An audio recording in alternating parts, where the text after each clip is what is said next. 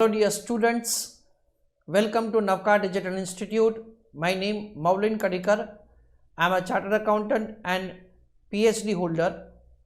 We are going to start with a discussion about December 2021 CA Final SFM examination paper. As what we do every time, we are going to have the discussion of the paper and then later on we will have a summary regarding the topics from which the questions have been asked and what may be the sequence in which a student should have attempted the question paper. Starting with the question paper, as I always tell to students that read this portion, even though it seems to be very common, usual, in spite of that I suggest you to read it. The reason behind that is that we may be provided with the information that say we are required to work out the answer in how many decimals. Answer the questions are to be given only in English except in case of the candidates who have opted for Hindi medium. If a candidate has not opted for Hindi medium, his or her answer in Hindi will not be evaluated. Question number 1 is compulsory.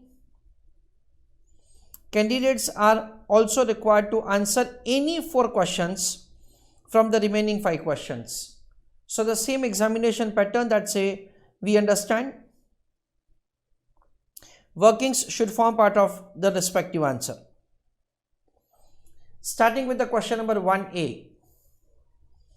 Messrs KPMS Limited wants to purchase Messrs BRB Limited. So KPMS is acquiring company and BRB is target company. By exchanging 0.7 of its share for each share of BRB Limited, so the exchange ratio is 0.70. The relevant financial data are as follows. Number of equity shares have been given to us 20 lakhs and 8 lakhs. Earning per share is given 40 and 28. Market price of the share is 250 and 160. Illustrate the impact of the merger on EPS of both the companies. With that, so the second question, third question and fourth question have been given to us. We are going to read that later on. First of all, let us start with the calculation of the first answer, wherein a specific exchange ratio is given to us and the question says that you are required to illustrate the impact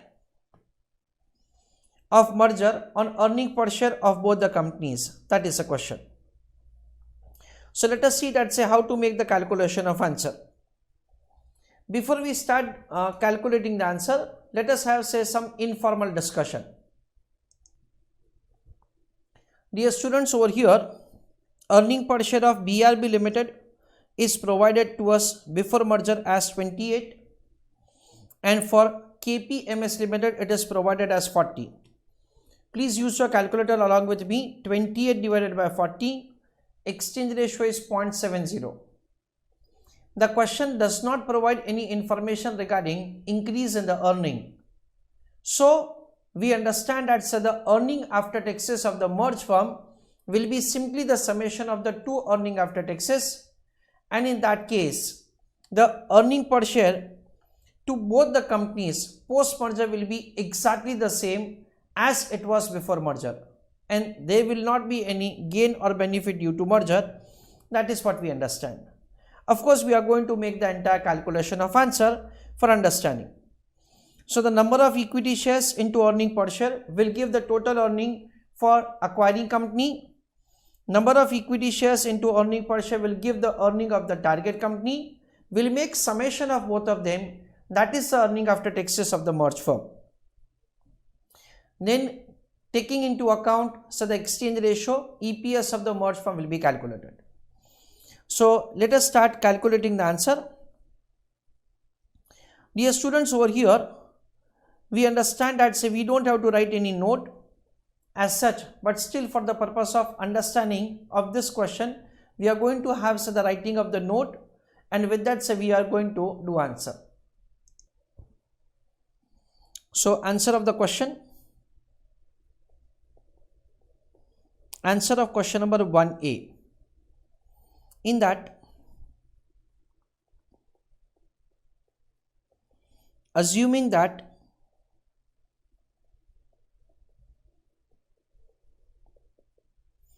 there is no change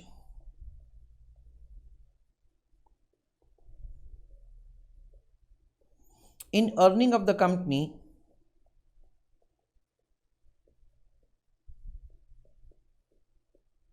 comma, answer is calculated. Working note number 1, calculation of EPS of merged firm, in bracket I am writing KPMS,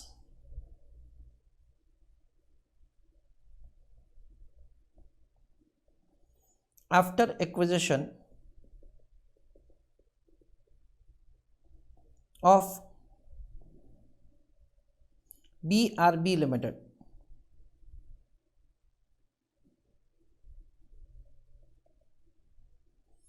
So in that, column number 1 is particulars, column number 2 is KPMS, in bracket I am writing before merger,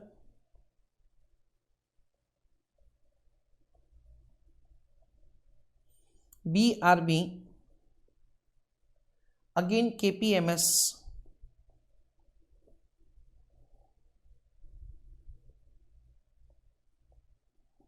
in bracket I am writing after merger.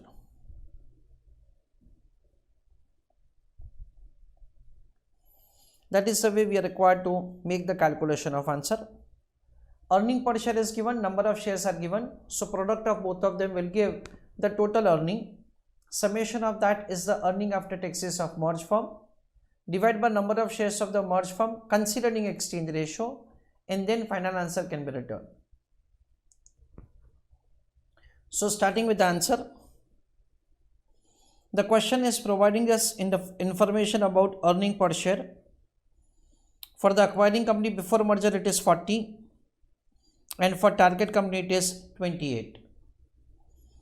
Number of equity shares are provided to us, it is 20 lakhs and it is 8 lakhs. So the total earning of both the companies before merger would be calculated as 40 into 20 lakhs, that comes to 800 lakhs. Next it is 28 into 8, that comes to 224 lakhs. 224 plus 800, that comes to 1024 lakhs. As far as the number of equity shares of the merged firm is concerned, it is 20 lakhs of acquiring company plus 8 lakhs of the target company into exchange ratio 0.70. So it is 8 into 0.7, that comes to 5.6 plus 20, it comes to 25.6 lakhs. Based on that, so we can make the calculation of earning per share. It is calculated as earning after taxes divided by number of shares. So as far as earning per share is concerned, friends, it is earning after taxes 1024 lakhs divided by number of equity shares, and number of equity shares are 25,60,000.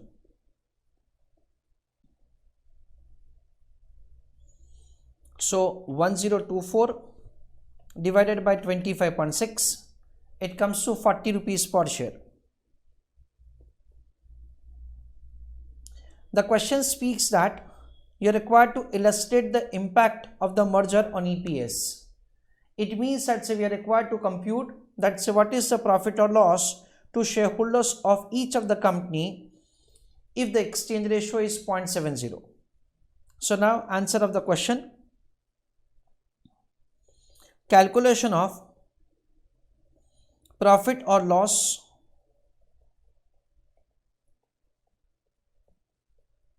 to shareholders of each firm, comma, if exchange ratio is 0.70.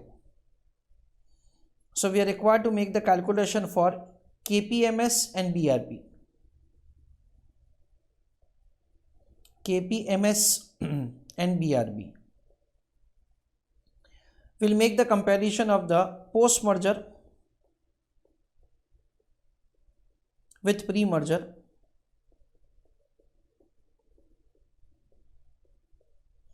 Dear students, the pre-merger values are given to us in the question directly. It is provided to us as 40 rupees and 28 rupees respectively. So this is 40 rupees and this is 28 rupees. Now post-merger, what will happen, dear students? As far as the acquiring company is concerned, for KPMS, EPS of the merged firm itself is EPS attributable to it, that is 40 rupees.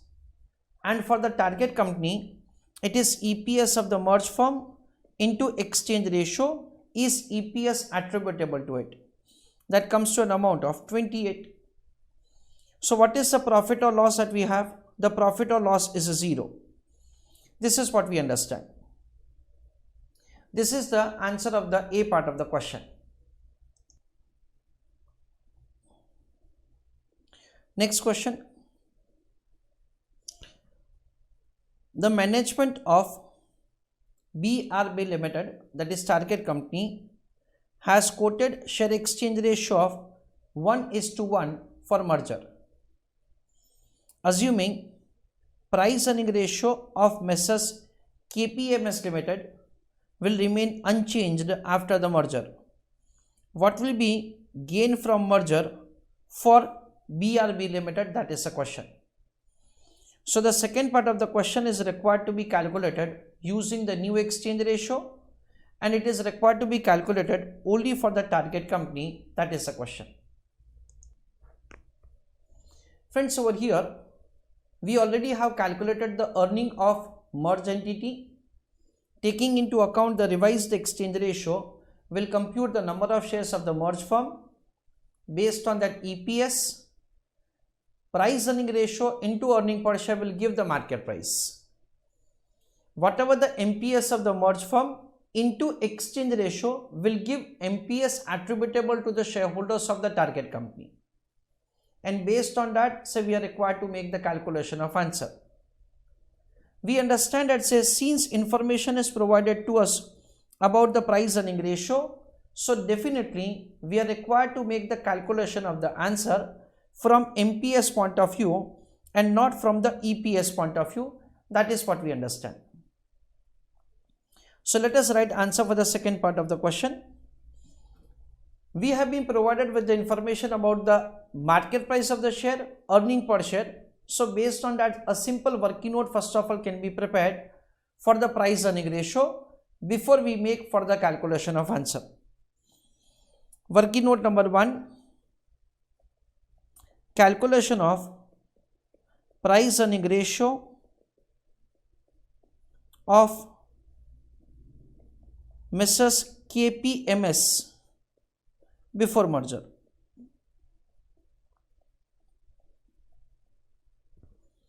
We can see, friends, that over here the information is provided to us about MPS and EPS. So over here, market price of the share divided by earning per share. What is market price per share? It is 250. What is earning per share? It is 40 rupees. So the answer is 6.25 times.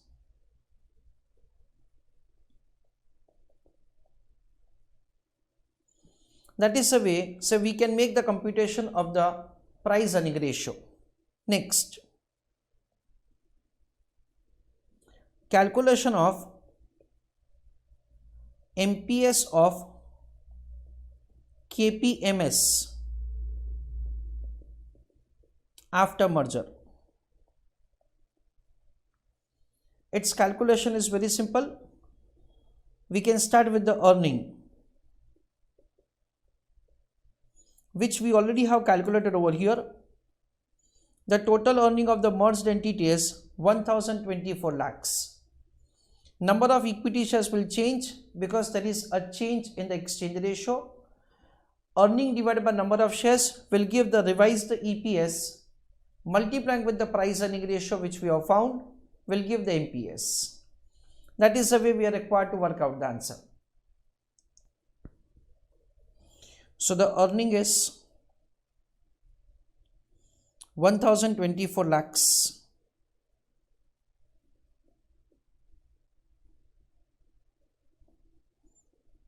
As far as the number of equity shares are concerned, we understand that it is number of equity shares of acquiring company plus number of equity shares of the target company into exchange ratio. So in that case, it is 20 lakhs plus 8 lakhs into 1. That comes to 28 lakhs. Earning per share. Use your calculator along with me. 1024 divided by 28, that comes to 36.5714. Multiplying with the price earning ratio. Language of the question is very clear. The price earning ratio of the acquiring company itself is the price earning ratio of the merged firm, that is 6.25 times. So that will give us the market price of the share, 36.5714 multiplying with 6.25, that is 228.5713. 228.5713. That is the MPS of the merged firm. Once MPS of the merged firm is calculated, we will compute MPS attributable to the shareholders of the target company to find profit or loss. So write down further answer. Calculation of profit or loss to BRB Limited, in bracket write down, exchange ratio is 1 and profit or loss from MPS point of view.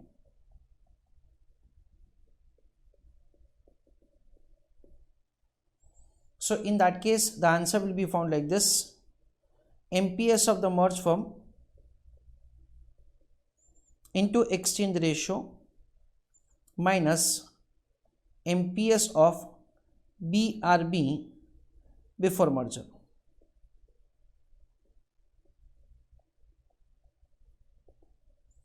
So friends, over here it is 228.5713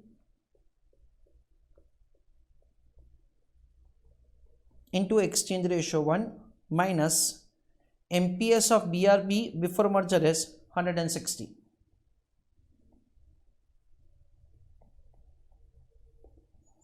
So the answer is 228.5713 minus 160. That is a profit of 68.5713. This is the way we can make the calculation of answer. Next question. The question says that find out gain or loss to shareholders of KPMS if the exchange ratio is 1:1. That is the question. Friends, we understand that the question is in continuation. So over here we are required to make the computation of the gain or loss to acquiring company, considering say this information is in continuation because the exchange ratio is 1 that is provided to us in the second part of the question. So in that case the answer would be extremely simple. Third question answer. Write down answer along with me. Gain or loss to KPMS from MPS point of view, comma, if exchange ratio is 1. So we understand it is MPS of the merged firm minus MPS of KPMS before merger.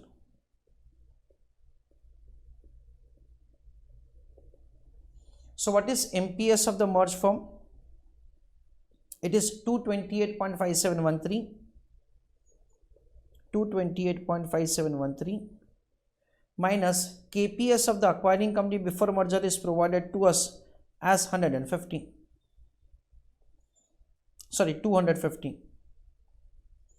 That is what provided to us in the example. So we can make the calculation of answer 228.5713 minus 250. So unfortunately there is a loss. Loss is 21.4287. That is the loss that is to acquiring company for this exchange ratio. Next question. The question says that determine maximum exchange ratio acceptable to the shareholders of KPMS Limited. Dear students, over here again we have to understand logically that says since the acquiring company is having loss, if the exchange ratio is 1, then what is the maximum affordable exchange ratio to acquiring company, so that say it will have at least the break even point. So we can give answer for the fourth question like this. Calculation of maximum affordable exchange ratio to KPMS, comma, from MPS point of view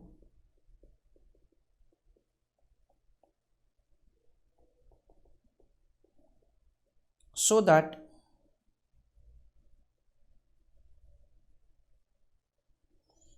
it is not having any dilution in MPS. This answer is again extremely simple, dear students. We understand that so the MPS attributable to KPMS in merged firm is equal to MPS of the merged firm itself. We understand that so the MPS attributable to KPMS in the merged firm should be as it was before merger, that is 250. MPS of the merged firm is EPS of the merged firm into price earning ratio of the merged firm. That is what we understand. So 250 is equal to earning per share of the merged firm can be calculated like this: earning after taxes of the merged firm divided by number of shares of the merged firm. As far as the number of shares of the merged firm is concerned, it will be found as number of shares of K plus number of shares of B into exchange ratio, multiplying with price earning ratio. Now we understand that say this is 250, this is 1024 lakhs, which we have calculated in the very first part of the question, divided by number of shares of the acquiring company before merger is 20 lakhs, for target company it is 8 lakhs, into exchange ratio which is required to be found by us, multiplying with 6.25. We have to solve this equation for making calculation of answer. So I am taking 20 lakhs plus 8 lakhs into exchange ratio on the opposite side, so it goes in the numerator, is equal to 1024 lakhs into 6.25 divided by 250.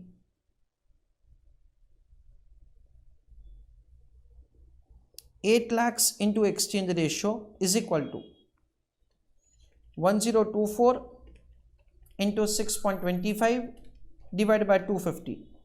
That comes to 25,60,000 minus 20 lakhs. So exchange ratio is 5,60,000 divided by 8 lakhs. That is the way the answer is calculated, and it comes to 0.70. This is the way we are required to calculate the answer. So a summary of the answer. In the first answer, we are required to make the calculation of the earning per share of the merged firm, taking into account the given exchange ratio 0.7, and then profit or loss to the shareholders of both the companies. In the second working, we are required to make the calculation of the profit or loss to the shareholders of target company from MPS point of view if the price earning ratio of the acquiring company is price earning ratio of the merged firm. Continuation with the same, we are required to make the similar calculation of the profit or loss to the shareholders of acquiring company if the price earning ratio is going to remain same, and unfortunately there is a loss. Last question is, what is the maximum affordable exchange ratio to the acquiring company from MPS point of view so that it is not having dilution in MPS? And the answer is 0.70. Just I want to tell all of you friends that it is a matter of a pure coincidence that in the last part of the question we have the same answer as 0.70 in the first part of the question what the information was given to us. Every time it is not going to happen like this. Next question, question number 1b. Following are the details of close-ended equity scheme of two mutual funds as on 31st of August 2021. AGM mutual fund, RP mutual fund. NAV is provided on per unit basis. It is an amount of 80 and 61. Consisting of 95% of the equity and the remaining cash balance. So that 80 rupees is having bifurcation of 95% is the equity instruments and 5% is the cash balance. 61 rupees, it is consisting of rupees 16 in equity and the remaining in the cash balance. I hope friends that all of you must have noticed that, so this is provided in percentage term and this is provided in rupees term. Sharp ratio is given, trailer's ratio is given, standard deviation is given. There is no change in the portfolio during September month, that is September after August. Monthly cost, we have been provided with a monthly cost of 50 paise per unit for each of the mutual fund scheme. Share market increases by 2% in the month of September. You are required to calculate expected net asset value per unit as on 30th of September 2021 for both the schemes. That is a question. So friends, over here, let us have understanding that say how to make the calculation of answer. First of all, understanding the sequence in which we are going to do the answer, and then we will make the calculation of the answer in absolute term. So we are going to start with the answer of question number 1b. See what happens that say in order to compute the closing NAV, there are two things which are required. One is the cash balance, that is the opening cash balance minus expenses of the month. That's very simple. And the second component that we require is the value of the equity instruments. For that, we understand that say we will use the beta for making calculation of the same. Beta is measuring what is the percentage change in the return of the security or the equity instrument divided by percentage change in return on the market portfolio.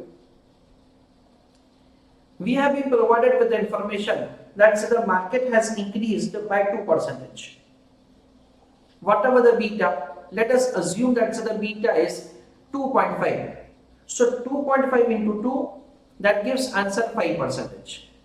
It means that the opening NAV in terms of the equity component will increase at the rate of 5%, so that equity value plus cash balance will give the answer for NAV at the end of the month.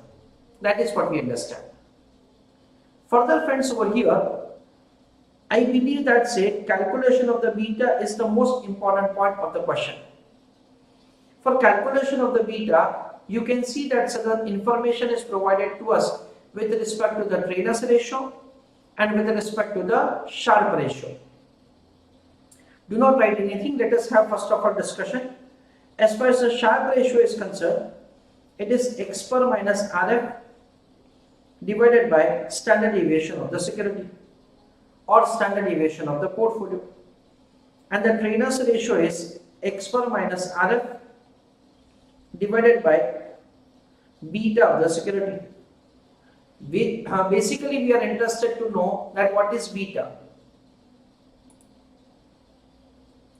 In order to make the calculation of the beta, we are required to focus say on this component. So what will happen, dear students? So the beta will be calculated as X per minus RF divided by trainers ratio. This is what we understand. The trainers ratio is given to us in the question directly, so there is no botheration. As far as the X per minus RF is concerned, let us understand and say how we will calculate the same. X per minus RF will be calculated as Sharpe ratio into standard deviation. Yes. So we will be having a kind of formula for beta as Sharpe ratio into standard deviation. Multiplication of this two, so will become the numerator, that is X per minus RF divided by the trainers ratio will give the beta value. So the beta is supposed to be calculated. Based on that, so we will be able to find the percentage change in the return, and with that, so the final answer will be calculated. So let us start making the calculation of the answer, friends.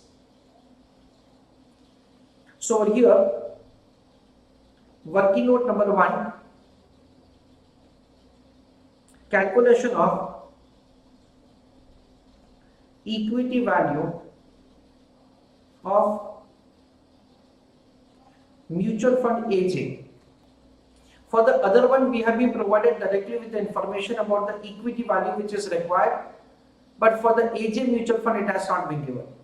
So let us see that say how to make the calculation of the answer. It will be calculated as NAV per unit, which is given to us in the question, into 95%. Why? Because it has been given that say 95% is invested in equity and the remaining is the cash balance. So it comes to 80 into 95%. That comes to rupees 76 per unit.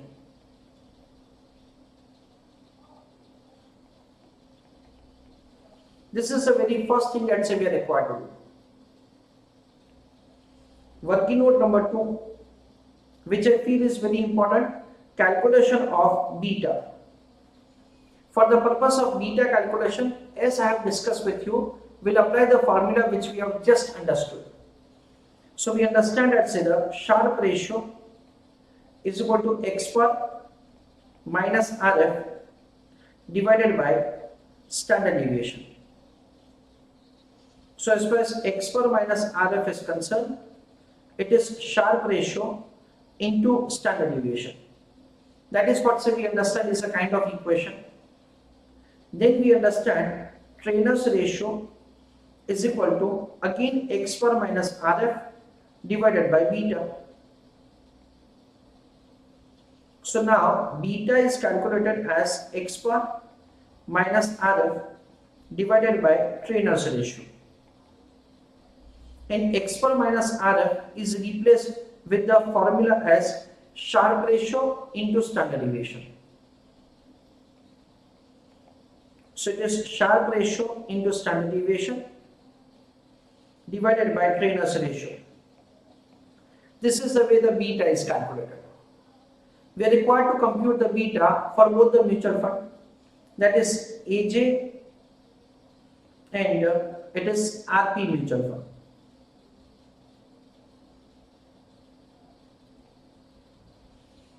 As far as the Sharpe ratio is concerned, Sharpe ratio is provided to us as 1.50 of AJ multiplied with the standard deviation of 10% divided by the trainer's ratio. The trainer's ratio is 12. For RP, we are required to do similar answer. The Sharpe ratio is provided to us as 3 multiplying with standard deviation is given to us as 6% divided by trainer's ratio, that is 10. This is the way we are required to compute the beta. So now we will have 1.5 into 10 divided by 12. That comes to 1.25. 3 into 6, 18 divided by 10. That comes to 1.80. Okay. Afterwards, I think that the answer is extremely simple for all of you to understand.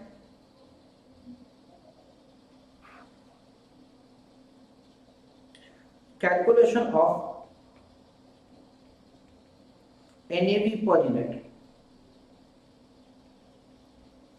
Dear students, first of all, I am doing answer for AJ Limited. For AJ Limited, it is cash balance plus equity value. We have been provided with the information that 95% is equity. So 80 into 95%, that is 76 rupees. We have computed beta and we know that the market has increased at the rate of 2% in the month of September. Monthly cost is provided 50 paise per unit of the each mutual fund. So taking all this information into account, we are required to compute the answer. As far as the opening cash balance is concerned, it is 80 rupees into 5%. That comes to, I think, 4 rupees minus 50 paise. Because there is a cost of 50 paise. So 80 into 5%, 4 rupees minus 0.50. That is 3 rupee 50 paise. Plus, as far as the equity value is concerned, opening balance is 76 rupees multiplied with, that is plus 76 into, we understand that the beta is 1.25. So what will happen? It is 1.25 into 2%. So this is what we understand is the overall increase that we will have. 1.25 into 2, that comes to 2.5%. So what will happen? It is 76 plus 76 into 2.5%, that comes to 1 rupee 90 paise.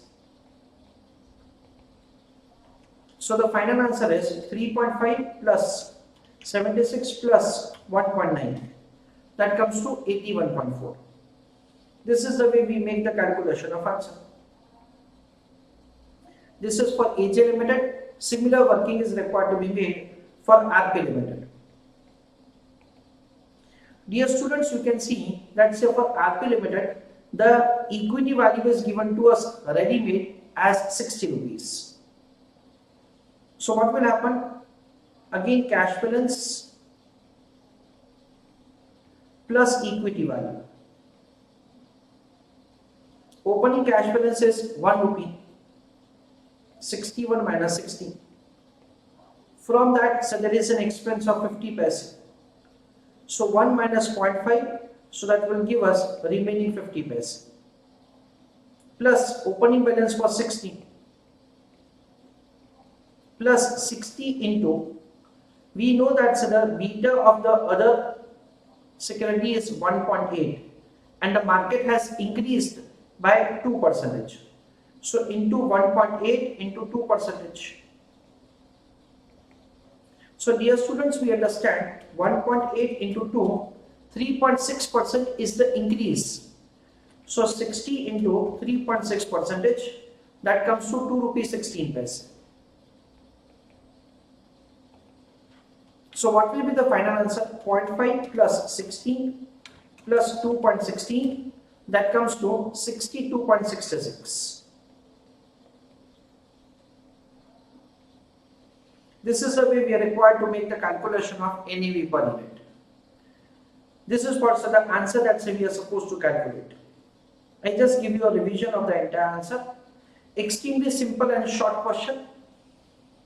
Dear students, first of all, we are required to make the computation of the equity valuation of AJ Limited. That is, bifurcation is required to be made.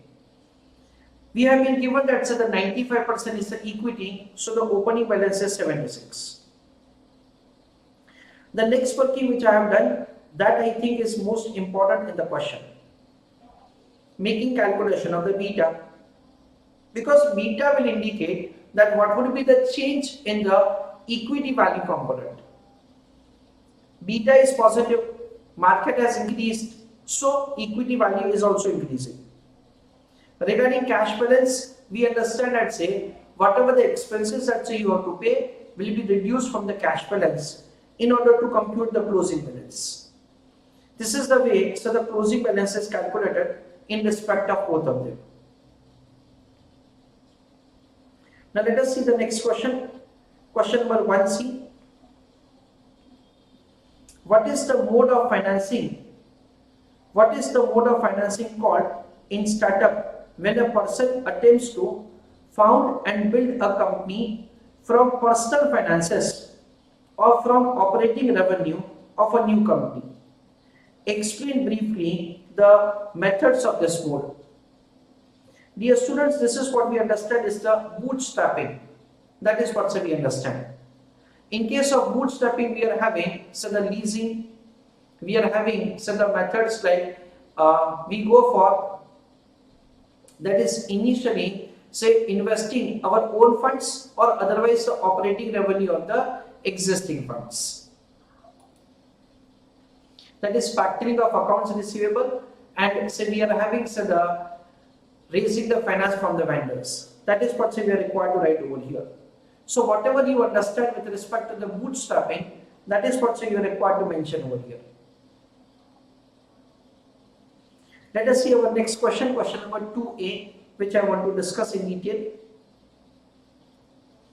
Following is the information of Messrs. DY Limited for the year ending 31st of March 2021. Sales is an amount of 1000 lakhs. Operating expenses including interest, it is 620 lakhs. Importantly, it has been given including interest. 8% debentures is 250 lakhs. Equity share capital is 250 lakhs. Face value is 10. The reserves and surplus is 250. Market value of the company is 900 lakhs. Income tax rate is only 30%. RF is given 7%. RM is given 12%. And equity beta is 1.40. You are required to calculate weighted average cost of capital of the company. That is the question. So from this information, we are required to compute the weighted average or overall cost of capital of the company. Dear students, calculation of the weighted average cost of capital is very simple. We understand that from the given information, first of all, we can calculate the cost of equity. For that, we will apply CAPM. Whatever is the cost of equity, itself is the cost of retainer. Regarding the debt financing, we have been provided with the value. So we can make the computation of the KD, cost of debt financing, that is rate of interest into 1 minus T. Once we make the calculation of the cost, we can compute the proportion in which we have raised the funds, and then weighted average cost of capital can be calculated. That is the first calculation that we are required to make. So I request all of you to write down answer along with me.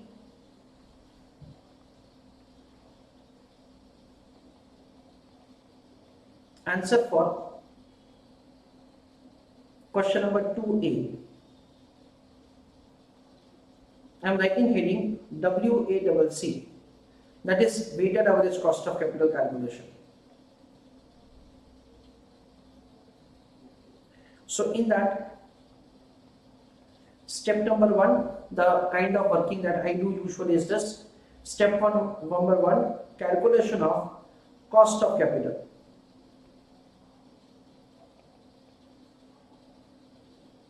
In that,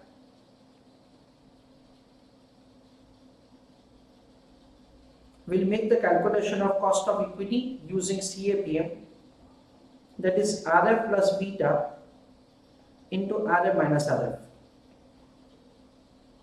Further friends, importantly we understand that the cost of retained earning itself is the cost of equity. That is the way we are required to calculate the answer.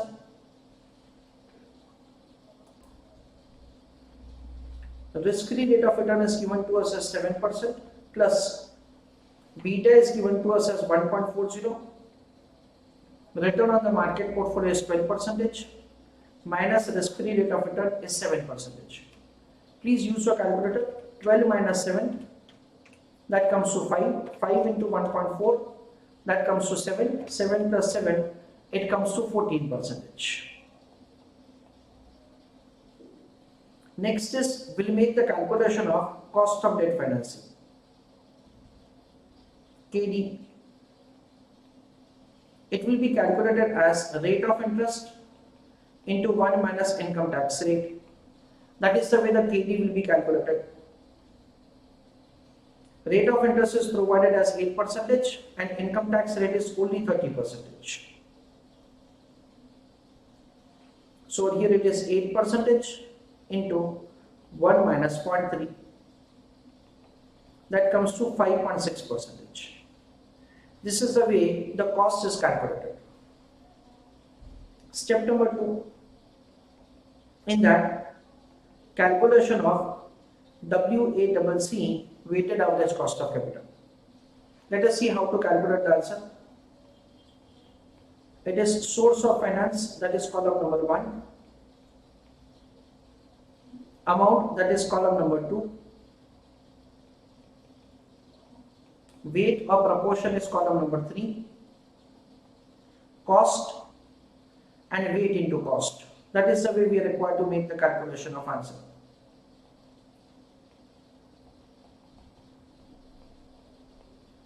Source of finance, weight in which the funds have been raised, cost, weight into cost. The first is what we understand is equity share capital. Second is reserves and surplus. Importantly, it is assumed to be a kind of indirect investment made by equity shareholders. The concept that you are studying at your intermediate level. And the last is the debentures. The equity share capital value is provided to us as 250 lakhs. Reserves and surplus is coincidentally the same value, 250 lakhs. And as far as the debenture is concerned, it is coincidentally the same, 250 lakhs. So the total is 750 lakhs. The proportion in which we have raised the funds could be, of course, 1 by 3, 1 by 3 and 1 by 3. Cost of capital. Cost of equity and cost of retail earning is same, that is 14%. And cost of debenture is 5.6. So weight into cost.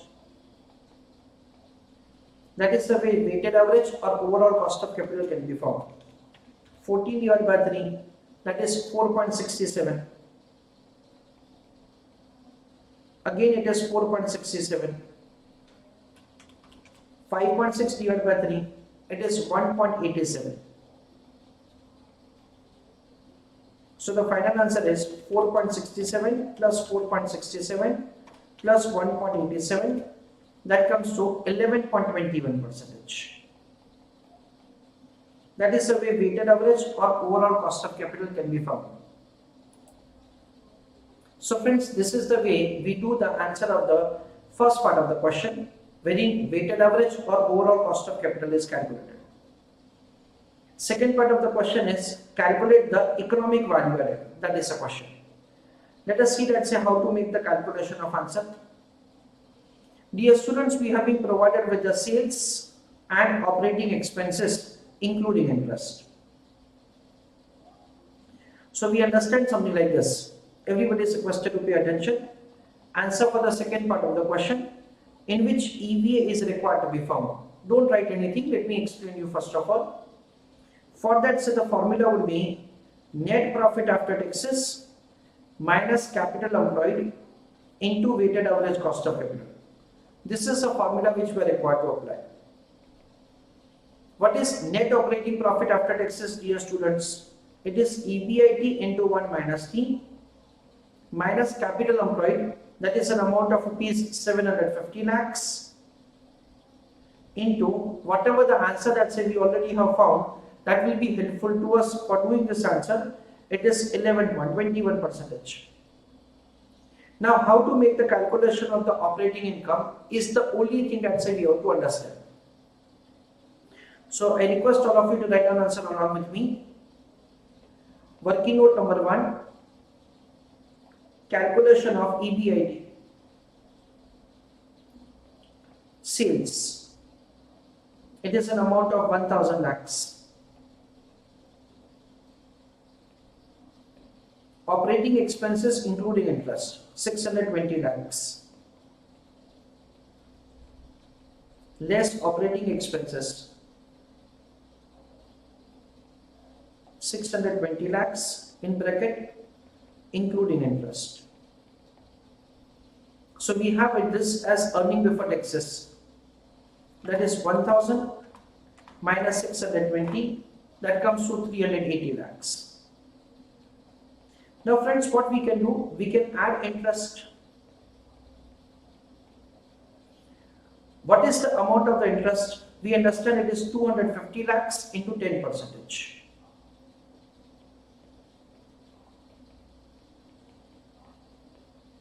Sorry, into 8%. That is provided to us in the example. So 250 into 8%, that comes to 20 lakhs. With this, we can compute the operating income, and operating income is 400 lakhs. Dear students, we can understand once you have EBIT, calculation of the EVA will not be difficult. So now finally, we will make calculation like this. Calculation of economic value added. It will be calculated as NOPAT, net operating profit after taxes, minus capital employed into WACC, weighted average cost of capital. That is operating income into 1 minus tax rate minus capital employed is 750 lakhs into 11.21%. That is the way we are required to do answer. What is the operating income? The amount of the operating income is 400 lakhs into 1 minus 0.30 minus capital employed 750 into 11.21%. That is 84.075 lakhs.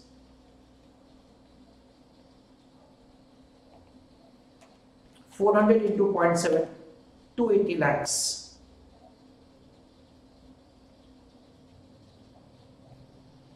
Minus 84.075 lakhs. That is 195.925 lakhs.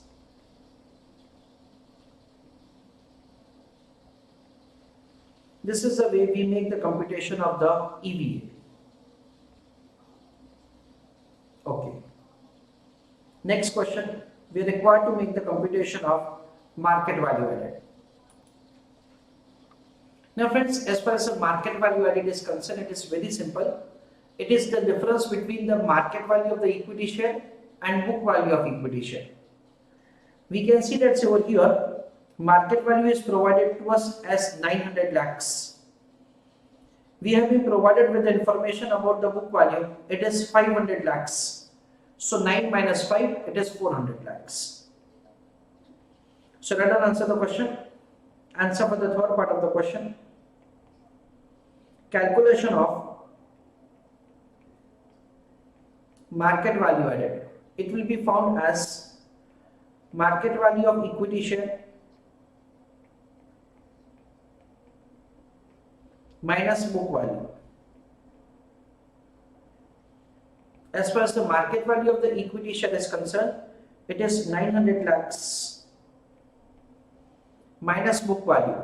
As far as the book value is concerned, it is equity share capital plus reserves and surplus.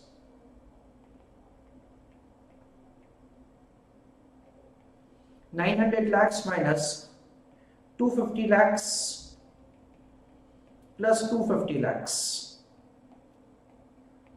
So the final answer is 400 lakhs. This is what we understand is the market value added to be calculated. Again, quite simple and small question. Okay. Now question number 2b, that is the next question with which we are going to start. On 31st of August 2021, Mr. R has taken long position. Long position means purchase of 2 lots of the Nifty futures at 17,300. So price at which the contract is entered upon is 17,300 and the transaction is to buy. Number of contracts are provided as 2.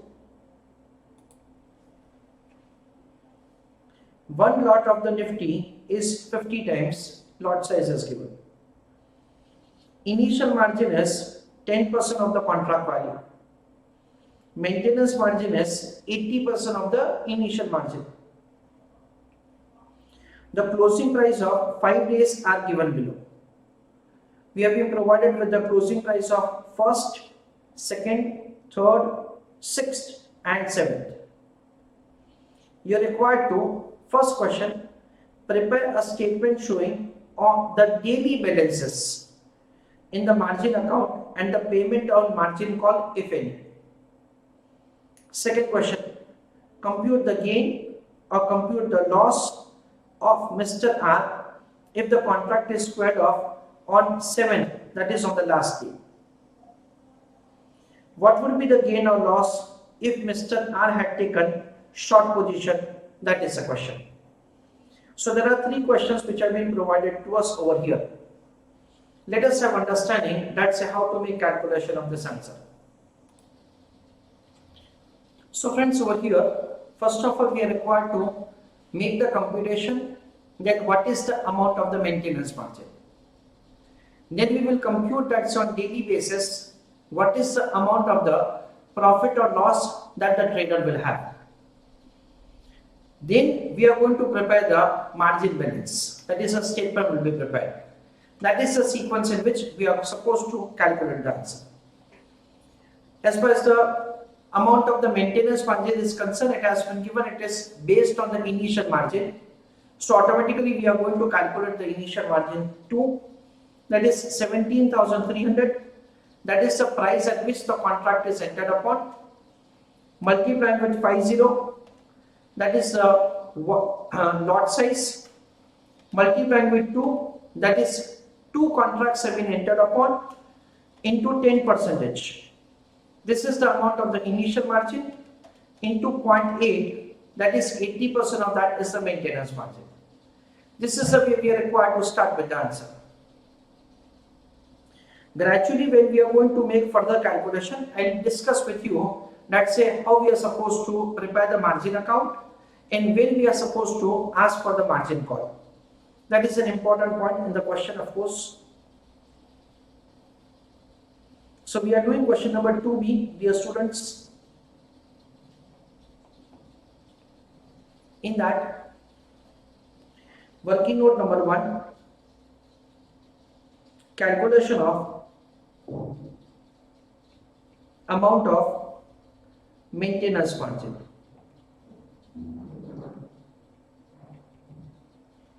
Maintenance margin is 80% of initial margin. So it is initial margin into 80%. What is the amount of the initial margin? We can say that it is like lot size into futures price into number of contracts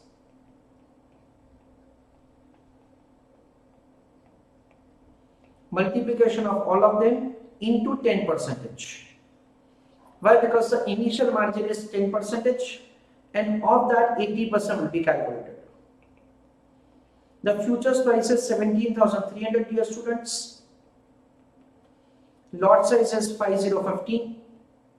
So this is one futures contract value into 2, that is 2 contracts are entered upon, into 10%, that is the initial margin, into 80%. So I request all of you to use calculator along with me. 17,300 into 5015 into 2 into 10% into 80%. That comes to 1,38,400. 1,38,400. This is the way we are required to make the computation of the amount of maintenance margin. The second working note is definitely very important in my opinion.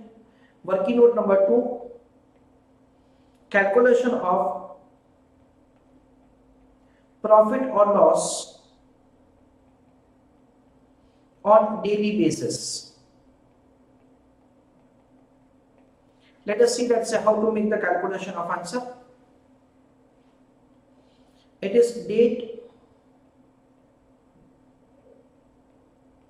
sale price, purchase price and profit or loss. This is the way we are required to do it. Dear students, over here, importantly, it has been given that say you have entered into the transaction to buy. So this becomes your buy price and this will become your sale price. That is the way we are required to make the computation of the profit or loss. In a way that we understand that say suppose on the very next day you square off the contract. What will be your profit or loss? That kind of calculation is made.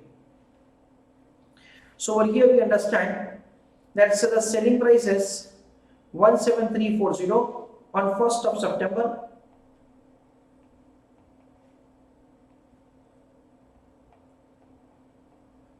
Selling price is 17340.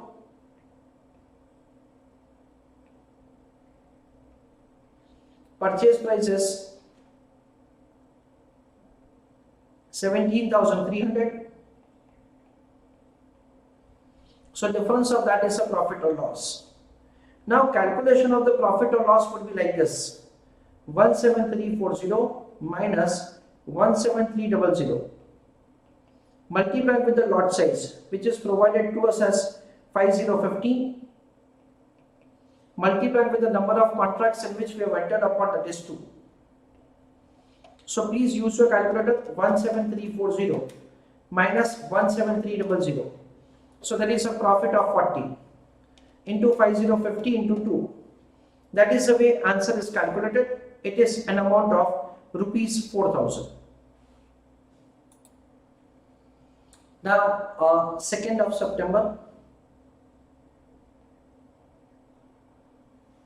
that is the date on which the closing price is 17180.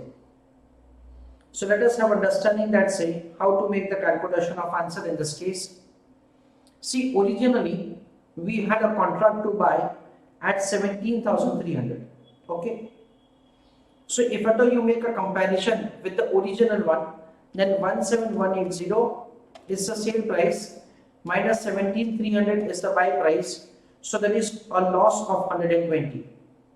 Multiplied with the number of contracts into lot size, everything that we do.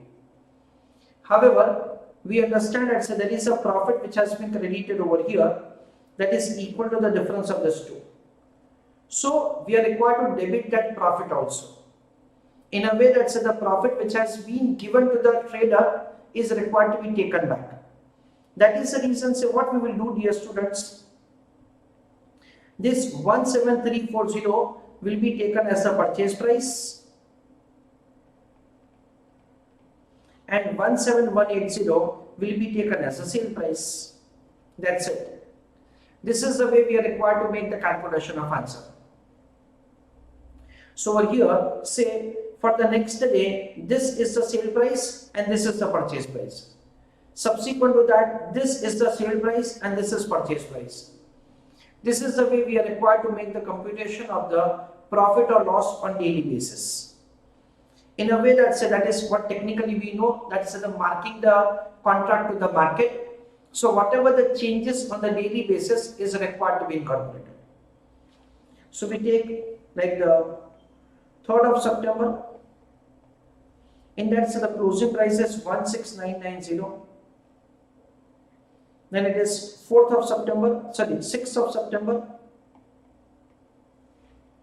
In that it is 16,900. And then it is 7th of September. It is 17120.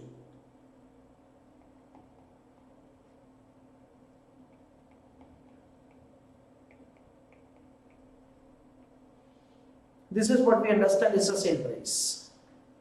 As far as the purchase price is concerned, the purchase price will be taken as 17180. For the next day, purchase price is 16990.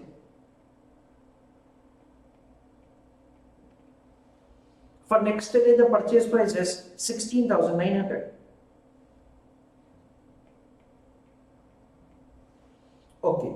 Now, difference of the sale price and the purchase price will be taken as a profit or loss. So, for 2nd of September, I am doing answer now. 17180 minus 17340. Difference of both of them into 50 into 2.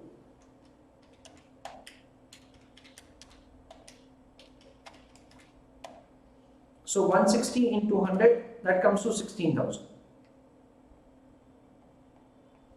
So logically we understand and say this loss of 120 and a profit of 40 is now debited. 16990 minus 17180.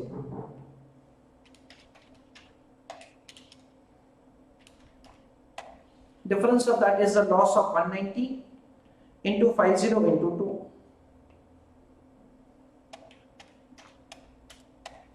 That comes to 19,000. Next is 16,900 minus 16990 into 50 into 2.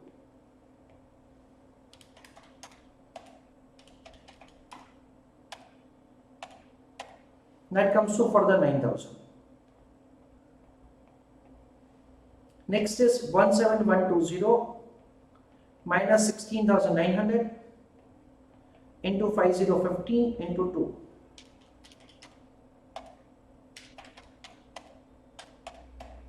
That comes to 22,000. This is a way we will be having the profit or loss to be calculated on daily basis. Now friends, after this working note, the real answer will start. That is, we are required to prepare the statement of the margin column. So let us prepare the statement showing margin and daily balances.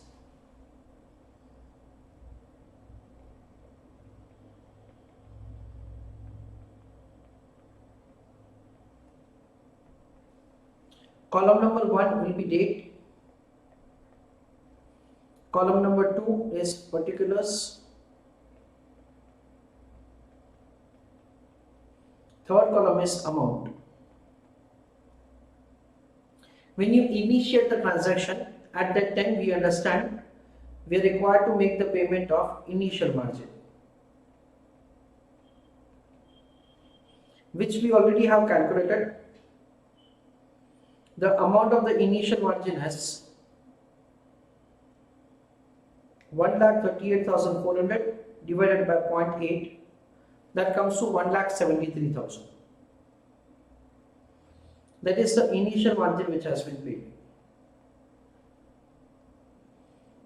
On the first day, that is a profit of rupees 4,000. So that profit is going to be added.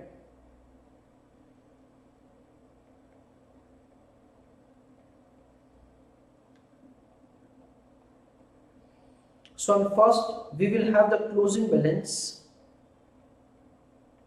of 1,77,000.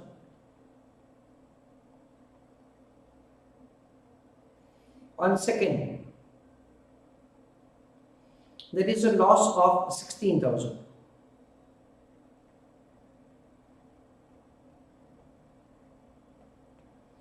So use your calculator along with me. 1,77,000 minus 16,000. It comes to 1,61,000. Dear students, whenever there is a loss, after deducting the loss, we have to make a comparison of the balance with the maintenance margin. What is the maintenance margin? 1,38,400. Since 1,38,400 is lower than 1,61,000, there is no payment of margin. So on second, this will become the closing balance. On third, we can see that there is again a loss of 19,000.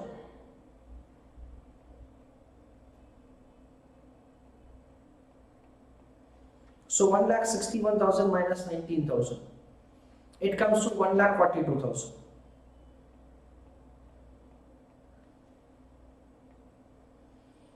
So on third, this is a closing balance.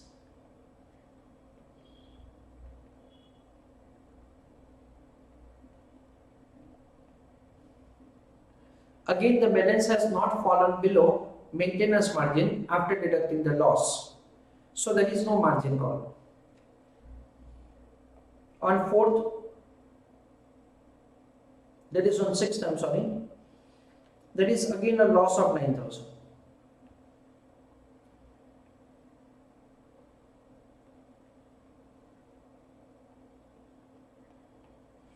Now after deducting the loss of sixth, that is an amount of 9,000, we know that the balance has fallen below maintenance margin. It is 1,33,000. And 1,33,000 is less than the maintenance margin. It is 1,38,400. So what will happen? We understand that, so we will write over here on sixth, closing balance before margin call. So on sixth, there is payment of margin.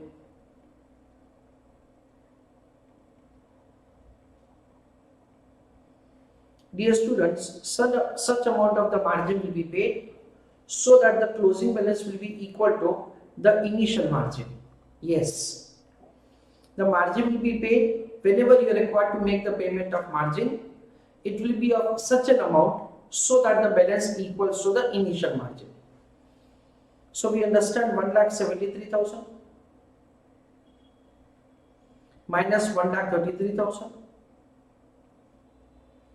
So that comes to 40,000. So on sixth, this is the closing balance. That is 1,73,000. This is the way we are required to make the calculation of the closing balance. On seventh, there is a profit of 22,000.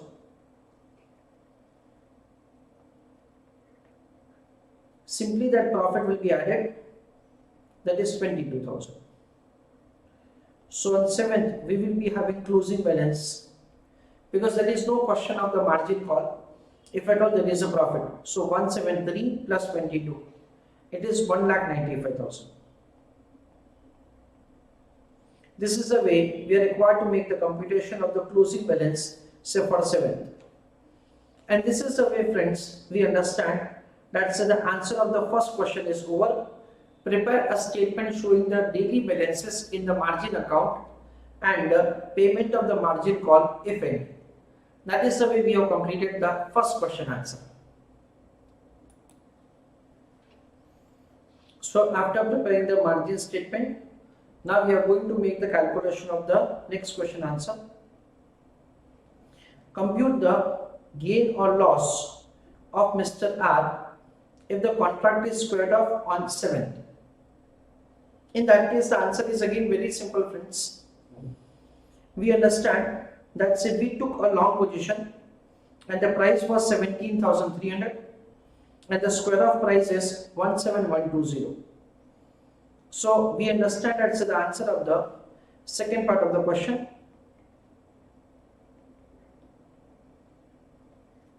Calculation of the profit or loss in that sale value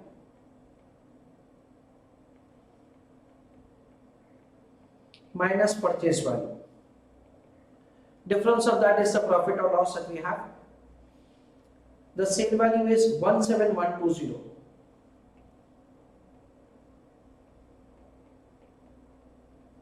minus purchase value 17,300. So difference between both of them is the profit or loss that we have. 17120 minus 17,300. That comes to negative 180 into 50, that is the lot size. That comes to rupees 9,000 into 2, that is 2 contracts have been entered upon, so it comes to 18,000. So there is a loss of 18,000 rupees. This is the way we can make the computation of the profit or loss. We can also verify this answer. That is only for understanding purpose that I am explaining to you, friends. See, this is the balance that you will get immediately when you square off the contract. So you have received an amount of 1,95,000 minus initially what amount had you paid? You had paid 1,73,000. And we know that say you paid margin for once. Amount of the margin which was paid was rupees 40,000.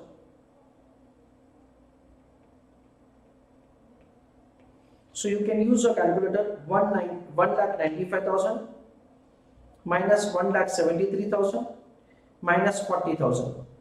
So you get exactly the amount of 18,000. This is the amount of the profit or loss that you will have. Last question. What would be the gain or loss if Mr. R had taken the short position instead of long position? The answer is very simple once again. It is again 18,000 rupees. But this time, of course, there is a profit. So answer of the third question. Calculation of profit or loss. In that case, we will have again sale value minus purchase value. This is the way we will compute the answer. The sale value will be 17,300. That is the price at which you had entered into the contract, minus 17120, because you will do square off at 17120. Multiply with the lot size 50, multiply with the number of contracts 2. This is the way we compute the answer. 17300 minus 17120. So 180 into 100, that comes to rupees 18,000. This is the way we can compute the profit. So repeat the answer for question number 2b. This is a question about the margin. So in that case, the first part of the question, which is very important, you have to prepare the first working note, calculation of the maintenance margin. So coincidentally, we compute the initial margin because the maintenance margin is connected to the initial margin. Second, profit or loss on the daily basis. We are required to make a comparison of the closing prices at the end of the every day to compute the profit or loss. Third, we'll start with the contract with the payment of the initial margin. Profit would be added and loss would be deducted. Whenever there is a loss, then after deducting the loss, we are required to make a comparison of the balance with the maintenance margin. If at all the balance is falling below the maintenance margin, then in that case the trader would be asked to make payment for such an amount so that the balance increases, say, to the initial margin. This is the way we are required to make the computation of the answer. Lastly, profit or loss to be calculated. That's very simple. It is the difference between the closing price of the last day and the price at which the contract was entered upon. Sale minus purchase. Difference of that, if positive, it is profit. If it is negative, it is a loss. Multiplying with the lot size into number of contracts. This is the way we can make the calculation of the profit or loss. In the last question, if at all we are entering into the short position instead of long, then reverse is required to be considered to compute the profit or loss. Next question, question number 2C. In that the question is, which type of risk covers default by the counterparty? List out the ways to manage this kind of risk. So friends, over here we are required to mention something like this. First of all, the various hints that may provide the counterparty risk, in that the failure to obtain necessary resources to complete a project or the transaction undertaken, any regulatory restriction from the government, hostile action from government, and so on. And the various techniques are carrying out the due diligence before dealing with any third party. Do not overcommit to a single entity or group of the connected entities. Know your exposure limits and everything. That is what we are required to mention. Question number 3A. Let us see the next question. On 1st of April 2020, Mr. K invested in following companies to make his portfolio. So information is provided that on this date the investment is made. Investment is made in two companies, PK and KD. Number of equity shares are given as 2000 and 1000. Face value of equity share is given to us, and the price at which you have purchased is given to us. Investor Mr. K expects that dividend for the financial year 2021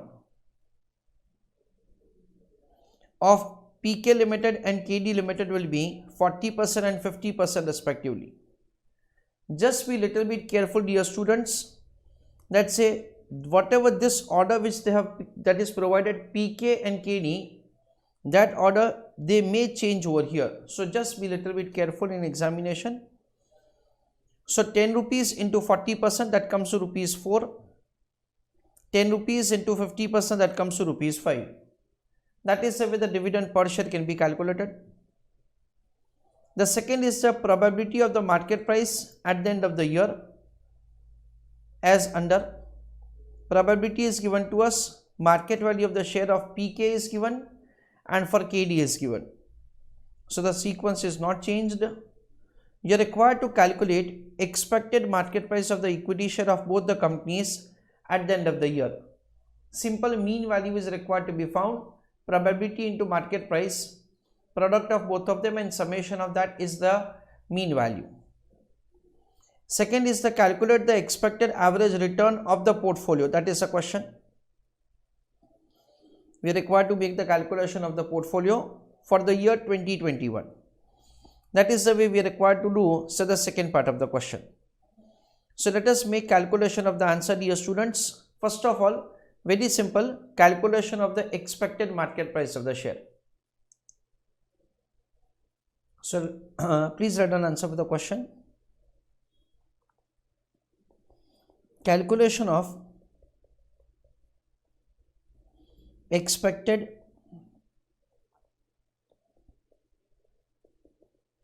market price of equity share of both the companies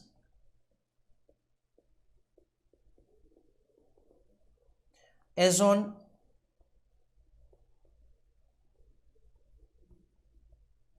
31st of March 2021.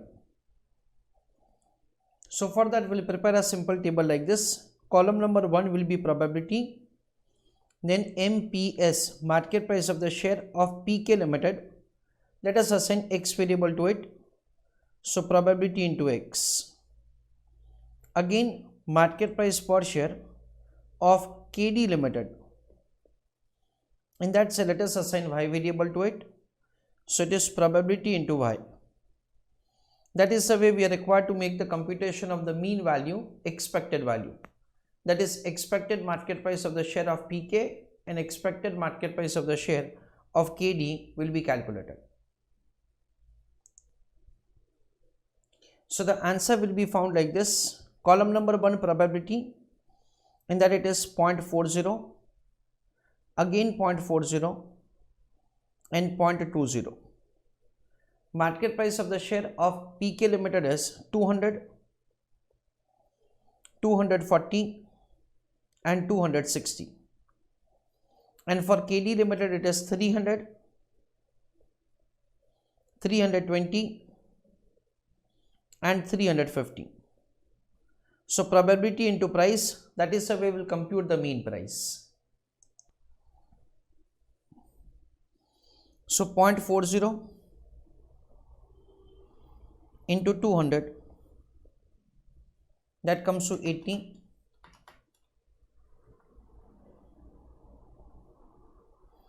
0.40 into 240, that is 96.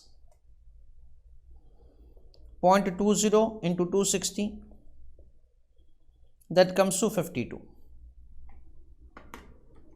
So 80 plus 96 plus 52, that comes to 228, that is x bar. As far as y bar is concerned, 0.4 into 300, that is 120.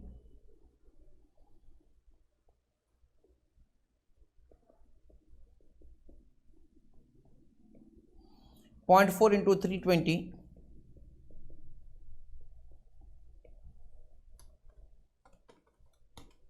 that is 128. 0.2 into 350, that comes to 70. 120 plus 128 plus 70, that comes to 318.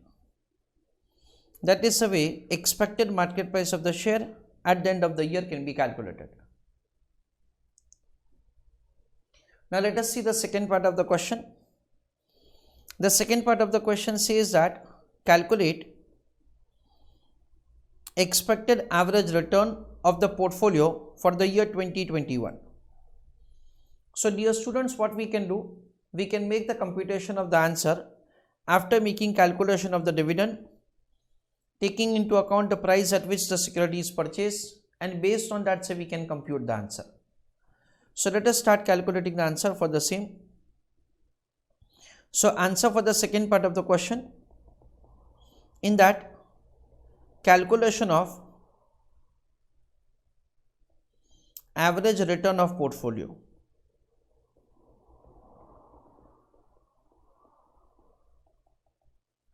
Let us see that say how to calculate the answer. First of all, we'll make the calculation of the dividend amount. So working note number 1, calculation of amount of dividend per share. Dear students, it will be calculated as face value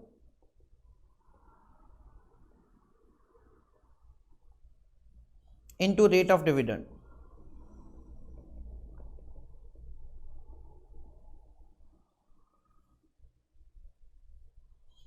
So one is for Pk Limited and another is for Kd Limited.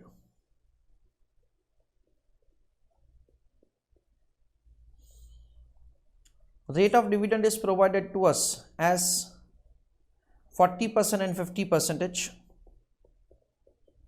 So 10 into 40%, that comes to 4 rupees per share, and 10 into 50%, that comes to 5 rupees per share.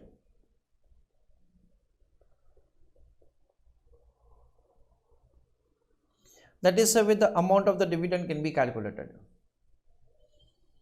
Now friends, we understand that say we have the price at which the security is purchased, we have the number of securities, we have the dividend amount, and we have the price. Using all this information, we can compute the return of the portfolio. So next is calculation of return of portfolio. Let us see that how to make the calculation of answer. Column number 1 is name of company.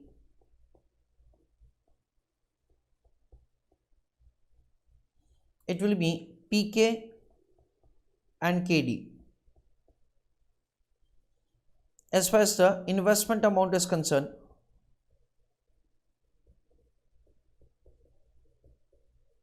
investment amount will be 2000 equity shares into price per share is 210. That comes to 4,20,000. 1000 equity shares into 290 rupees per share. So it is 2,90,000.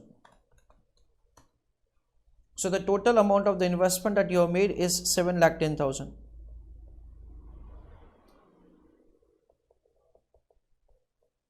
Dividend income which the investor has received. Again for 2000 equity shares and 1000 equity shares. Amount of the dividend is 4 and 5. So 4 rupees per share and 5 rupees per share. So this comes to an amount of 8,000 and this comes to an amount of 5,000. Next is the market value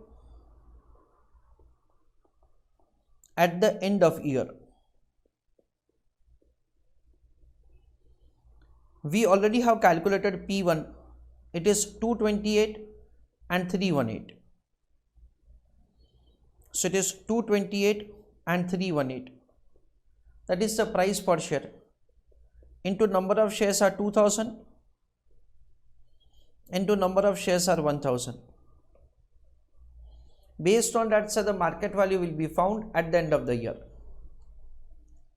So 228 into 2000. That comes to 4,56,000. 318 into 1000. 3,18,000. So the total amount of the dividend income is 13,000 and market value at the end of the year is 7,74,000.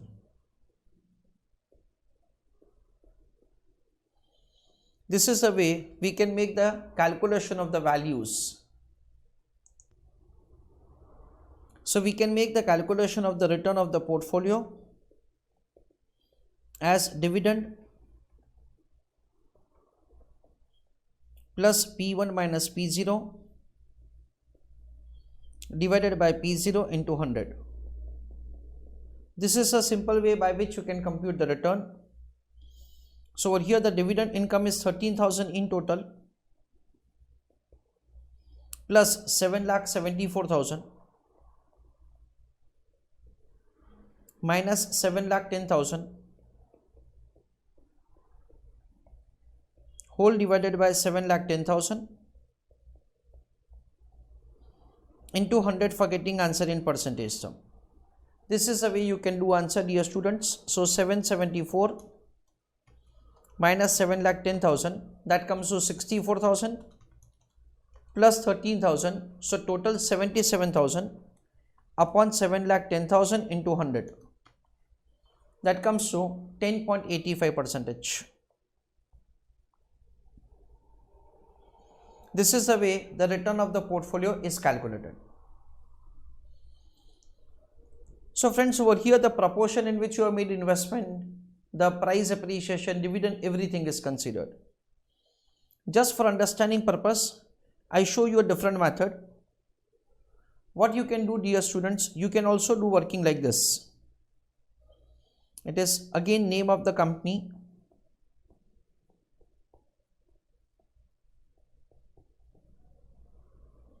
It is PK and KD.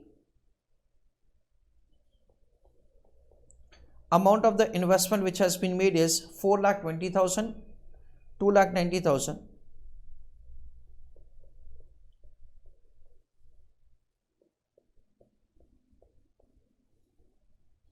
The total is 7,10,000.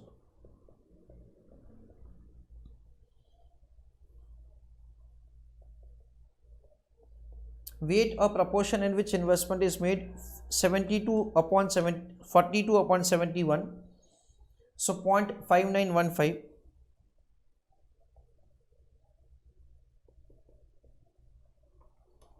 .5915 is deducted from 1, so it is 4085.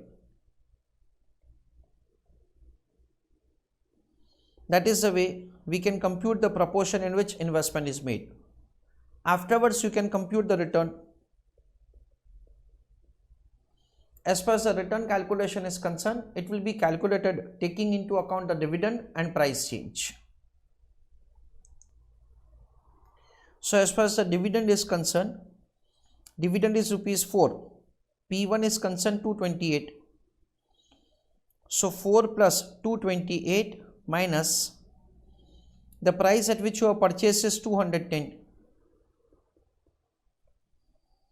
divided by 210. So what you can do, dear students, you can compute the return of the first investment. Similarly, dividend is 5, 318 and 290.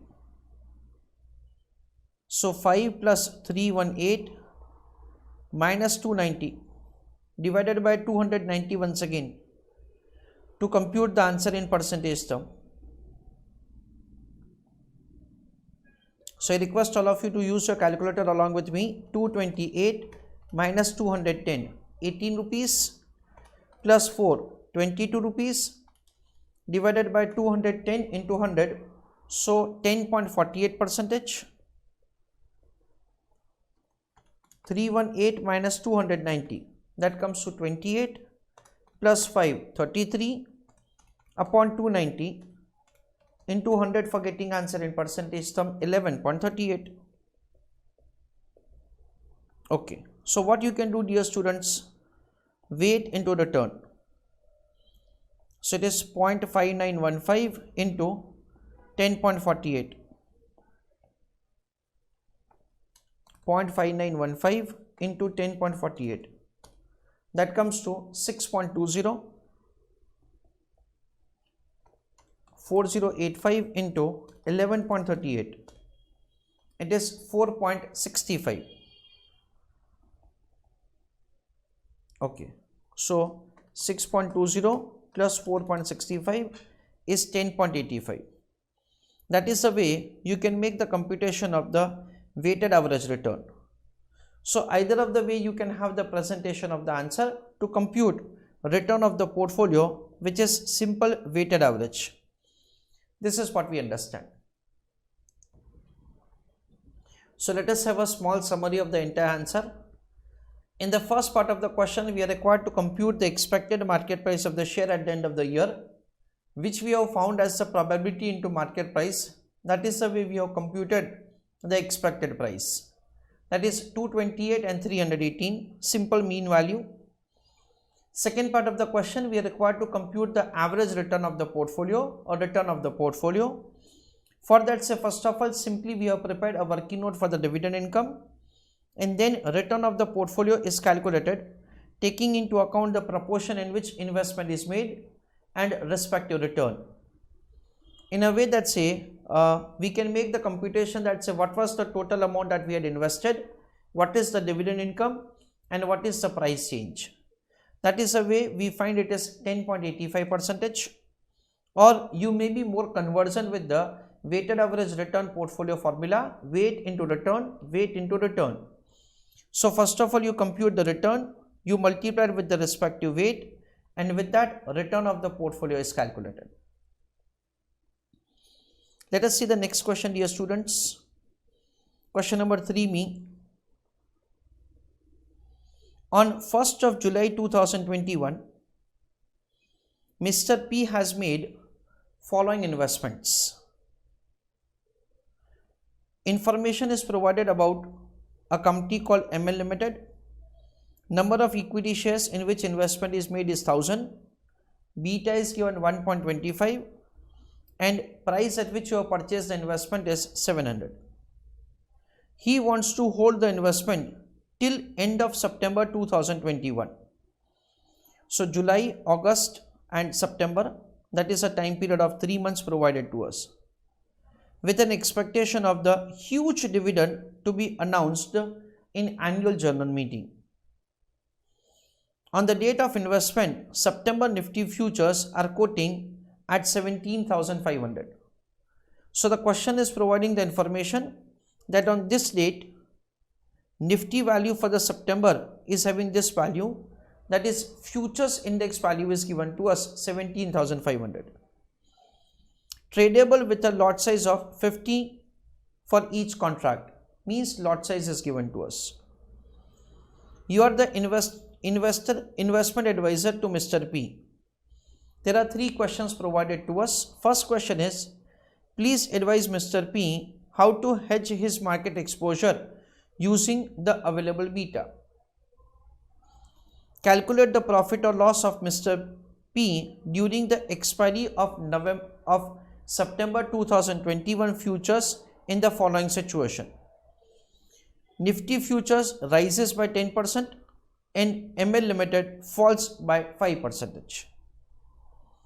Is it possible stock as well as Nifty to rise or fall at the same percentage? Please state the reason. That is what the question is. So let us have understanding, let's say how to make calculation of the answer. In the first part of the question says that please advise Mr. P how to hedge his market exposure using the available data. So friends, we understand that say Mr. P is having said a long position in the cash market. For the purpose of hedging, he is required to enter into the short position in Nifty futures. So answer of the question will be like this. So please write down answer along with me. Answer for question number 3B, and that's the first part of the question.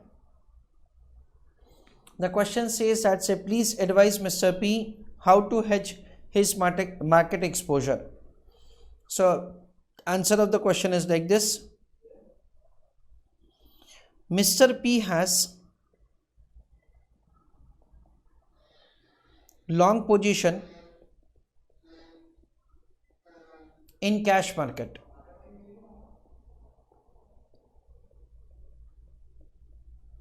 Comma, so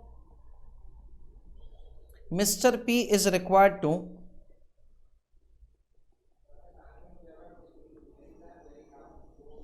take short position in index futures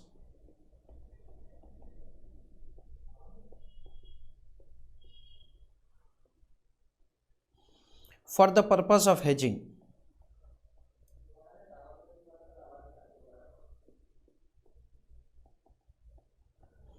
This is what we understand.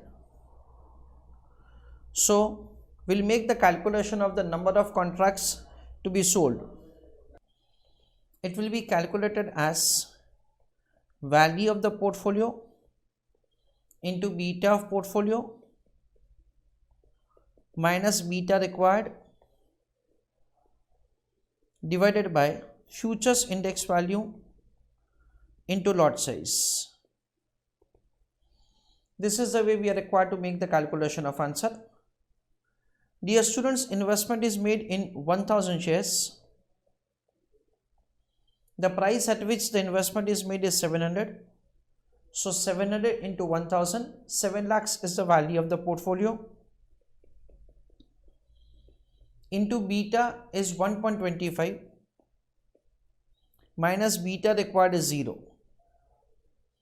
divided by the index value, which is given to us as 17,500 into lot size, that is 5050. So 1000 into 700, it comes to 7 lakhs.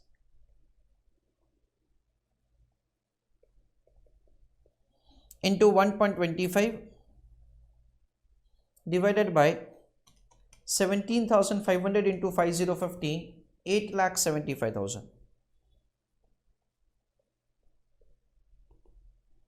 So the final answer will be, friends, 7 lakhs into 1.25, that comes to 8,75,000 divided by 8,75,000.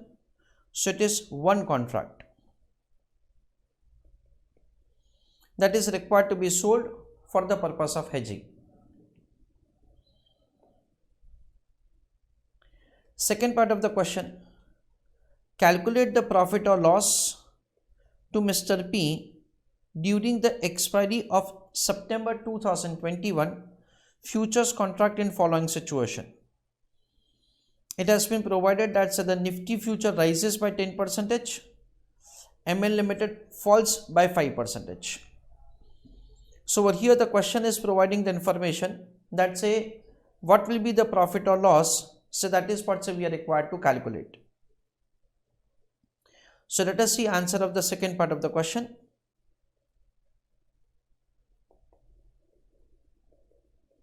Calculation of the profit or loss to Mr. P. We understand that there are two market exposure. One is the investment in ML Limited, that is an amount of rupees 7 lakhs, and the Nifty transaction. We understand that for the purpose of hedging, we have entered into the transaction for sale Nifty. So over here we will make the calculation like this. It is the sale value buy value, profit or loss, overall profit or loss. That is what we will have. As far as the Nifty is concerned, we already have entered into the transaction of sale 17,500 into 5050 into number of contract is 1. So 17,500 into 5050 into number of contract 1. So of course it will be 8,75,000. And as far as the security is concerned, in that the investment is made for an amount of 7 lakhs. Now friends, the question is providing the information Nifty rises by 10%. So what happens at 8,75,000 plus 10%?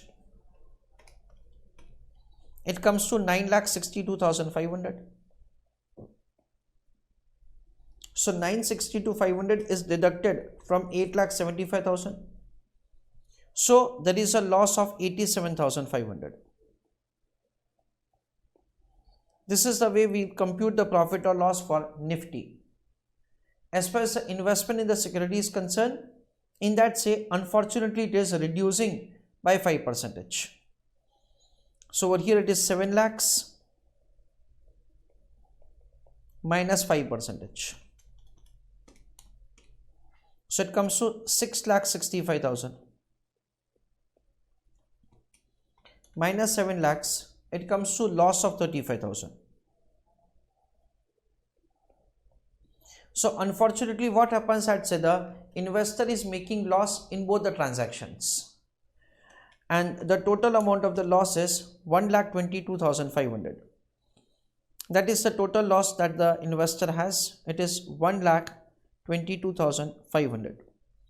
That is the overall profit or loss that the investor has. So this is the way we have a kind of loss of 1,22,500. The question says further that is it possible stock as well as the Nifty to rise or to fall at the same percentage? Please state the reason. That is the question. Friends, we understand that say as far as the beta is concerned, beta is indicating, third question answer. We'll have a few, that is some discussion before we write answer. Beta is indicating what is the percentage change in the return of the security or return of the portfolio for every 1% change in RM. That is what basically the beta value is indicating. So what happens at whenever the market increases, usually the price of the security also increases, but over here it happened reverse. So both of them are changing in the same direction. That is the first thing. Generally, this time it did not happen, however generally it happens like this. First thing. Second thing that we understand, looking to this formula, you can definitely understand percentage change in return of security is equal to beta into percentage change in RM. So basically what happens at the multiplication of this two is indicating what is the percentage change in the return of the security. So if at all the beta value is 1, then in that case it will happen like this, because the question says like this, that is it possible that the stock as well as the Nifty to rise or fall at the same percentage? Yes, it will happen if at all the beta of the security or the beta of the portfolio is exactly 1. This is what we understand is the kind of answer. So answer for the third question, in that the answer would be like this. Beta measures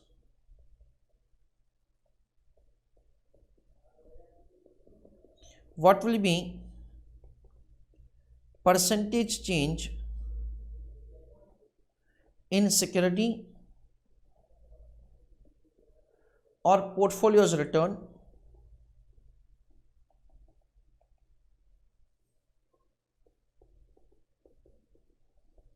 with change in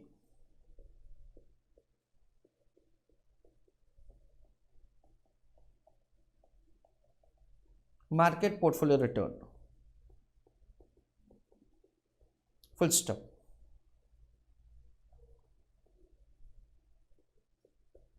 So if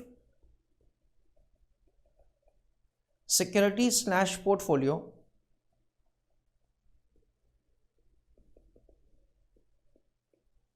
has beta 1, comma, in that case Nifty / Sensex will have same change as security or portfolios change in return. This is what we understand.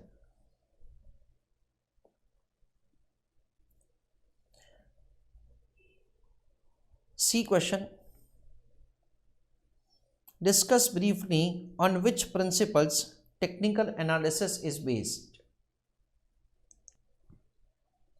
So friends, answer for this question is required to be given based on the discussion that we have in the security analysis chapter.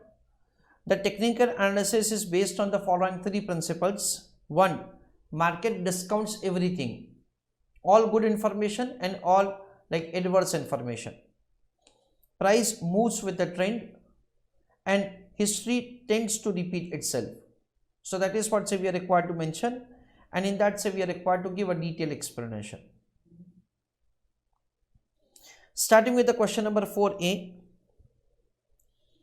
A US company wants to set up a manufacturing plant in India which requires an initial outlay of rupees 8 million.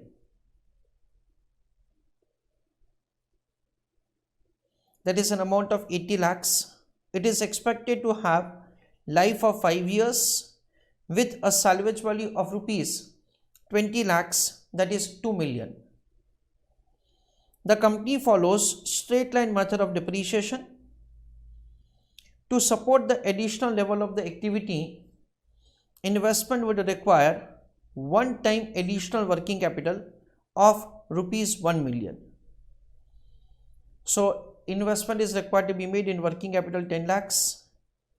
Since the cost of the production lower in India, the variable cost of the production would be 30 rupees per unit. Additional fixed cost per annum is estimated to be 0.5 million, that is 5 lakhs. The company is projecting an annual sales of 80,000 number of units at a price of 100 rupees. Income tax rate is 34% and cost of capital is 8%. Inflation rate in United States of America and India are expected to be 8% and 9% respectively. The current exchange rate is 72 rupees per dollar. Assuming all profits will be repatriated every year and there will be no withholding tax, estimate NPV of the proposed project in India and evaluate its feasibility. Discounting factor for 5 years are provided to us. That is year 1 to year 5, the discounting factors have been provided to us. So friends, all of you must have understood that this is a question with respect to the foreign exchange risk management along with the capital budgeting. That is what's the kind of question that we have. So we are required to make the computation of the cash flows and taking into account the exchange rate information, we are required to make the calculation of the NPV. There are like the simple steps that in which usually I suggest students to do answer is like this. I suggest students that do answer in the sequence. Step number 1 is investment. Step number 2 is depreciation. Step number 3 is terminal cash flow. The terminal cash flow is consisting of the scrap value of the machinery and working capital recovery. Step number 4 will be calculation of the recurring cash flow. Step number 5 will be calculation of the NPV. This is what's usually the sequence in which I suggest students to do answer. So let us start doing answer. Definitely friends, you understand that you may have some different sequence or different methods of doing answer, but ultimately of course the answer should match with the NPV calculation. So let us write down the answer. Answer for question number 4A. In that we are adopting home currency approach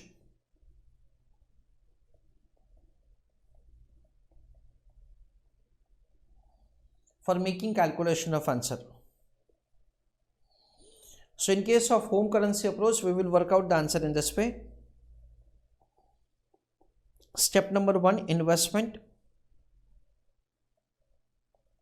that is in the year 0, which the US company is required to make, because basically over here we are required to understand the question from the US company point of view.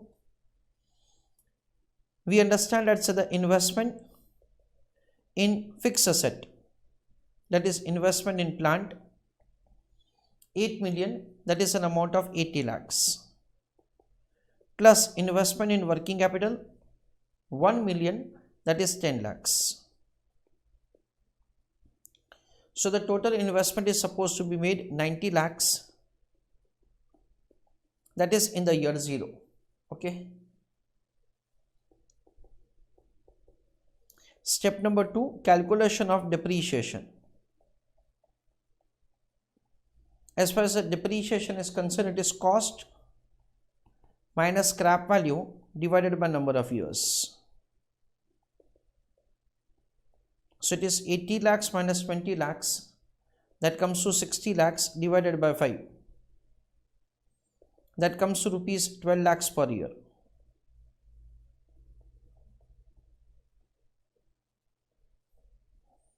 This is the way we compute the depreciation on yearly basis.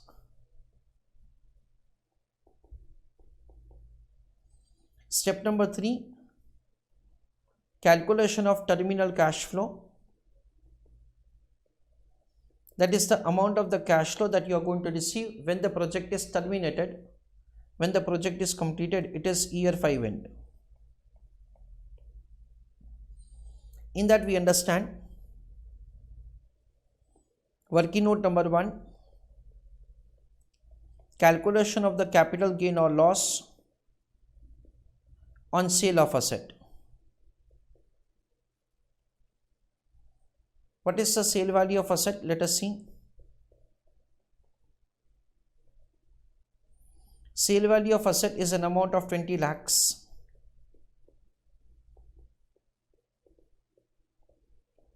Let's WDV.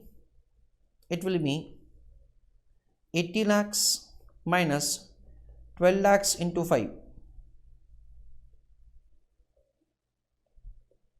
So 60 is subtracted from 80.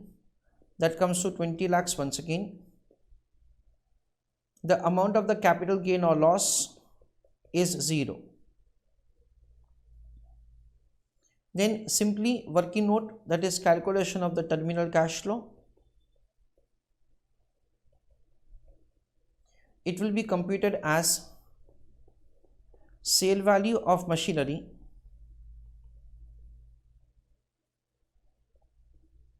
an amount of 20 lakhs plus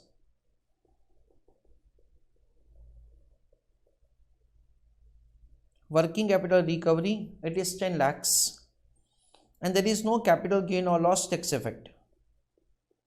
So it is 30 lakhs, that is year 5 end. Always remember friends that say we make an assumption that whatever the working capital that say we have invested in the business, that will be recovered at the end of the project. So one time investment is required to be made, or if at all there is some additional working capital, that will also be recovered on the termination of the project. Step number 4, calculation of recurring cash flow.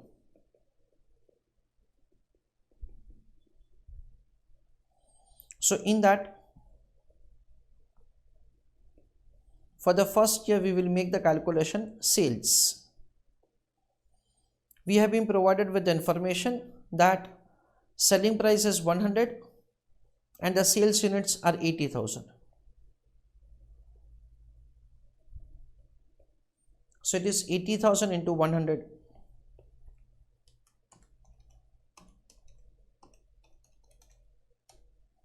That comes to an amount of 80 lakhs. Variable cost is given to us as 30 rupees per unit. So it is again 80,000 into 30. That comes to 24 lakhs. Difference of both of them is contribution, or we can write over here the fixed cost directly because there is no need to compute the fixed cost. It is 0.5 million, that comes to 5 lakhs. Depreciation, that is provided to us in the example, rather we have calculated, it is 12 lakhs. So we'll have the profit before taxes. Use a calculator. It is 8080 minus 24 minus 5 minus 12. That comes to 39 lakhs. Income tax rate is provided as 34%. So profit after taxes is 66%. That is 25.74 lakhs. Add back depreciation. It is an amount of rupees 12 lakhs. That will give us cash flow after taxes 37.74 lakhs. This is the way the recurring cash flow can be calculated from end of year 1 to end of year 5. So now after making the calculation of the recurring cash flow, we'll make the calculation of the NPV. So step number 5, calculation of the NPV of the project. In that, working note number 1, calculation of exchange rate of rupees per dollar using purchasing power parity theorem. Dear students, over here we have been provided with the information that the spot exchange rate is 72 rupees per dollar. Information is given for the inflation rate. For dollar currency it is 8% and for rupee currency it is 9%. So what happens at say the forecasted cash flows will be converted into dollar currency term, and then it will be discounted say using the discounting rate which is provided to us as 8%. Importantly friends, we are making a small assumption over here that the discounting rate which is given to us is home currency cost of capital, that is 8%, and based on that say we are making calculation of answer. So first of all we are required to make the calculation of the exchange rate for rupees per dollar using triple PT. So forward exchange rate or expected spot exchange rate is spot into 1 plus inflation for rupee currency raised to n divided by 1 plus inflation of dollar currency raised to n. This is what we are required to do. For year 1, it will be calculated like this. 72 is spot exchange rate. The inflation rate for rupee currency is provided to us as 9%, and inflation rate for dollar currency is given to us as 8%. So for India it is 9 and for United States it is 8. Okay. For the second year, 72 into 1.09 raised to 2 divided by 1.08 raised to 2. For the third year, 72 into 1.09 raised to 3 divided by 1.08 raised to 3. In the fourth year, 72 into 1.09 raised to 4 divided by 1.08 raised to 4. Fifth year, 72 into 1.09 raised to 5 divided by 1.08 raised to 5. This is the way we are required to compute the exchange rate, because friends will make an assumption once again that the inflation rate is also on the annually compounded basis. So first year exchange rate is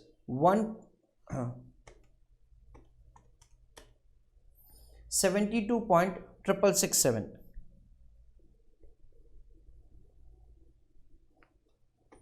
Second year it is 73.3396.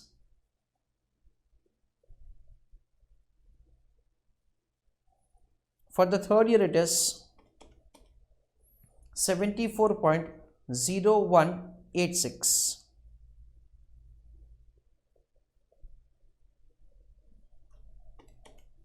For the next year it is 74.7039.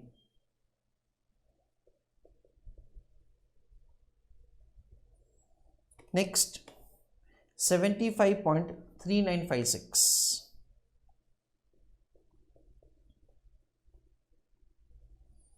This is the way we can make the computation of the exchange rate, say from end of year 1 to end of year 5.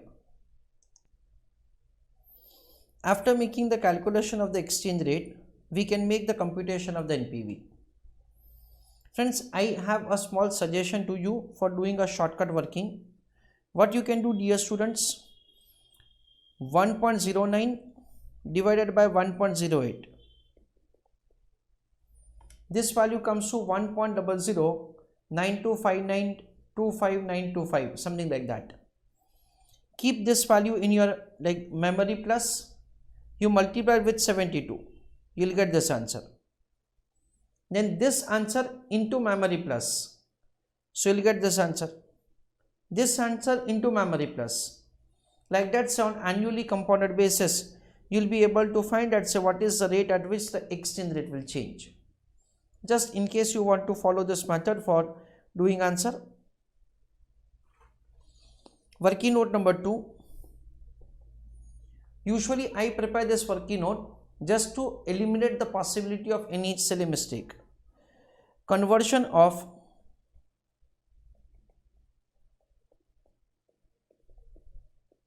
foreign currency into home currency.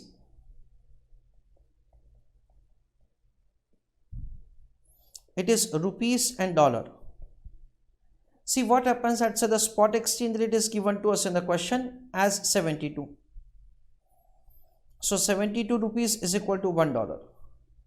What is the amount of the investment that, say, you have made? It is an amount of 90 lakhs.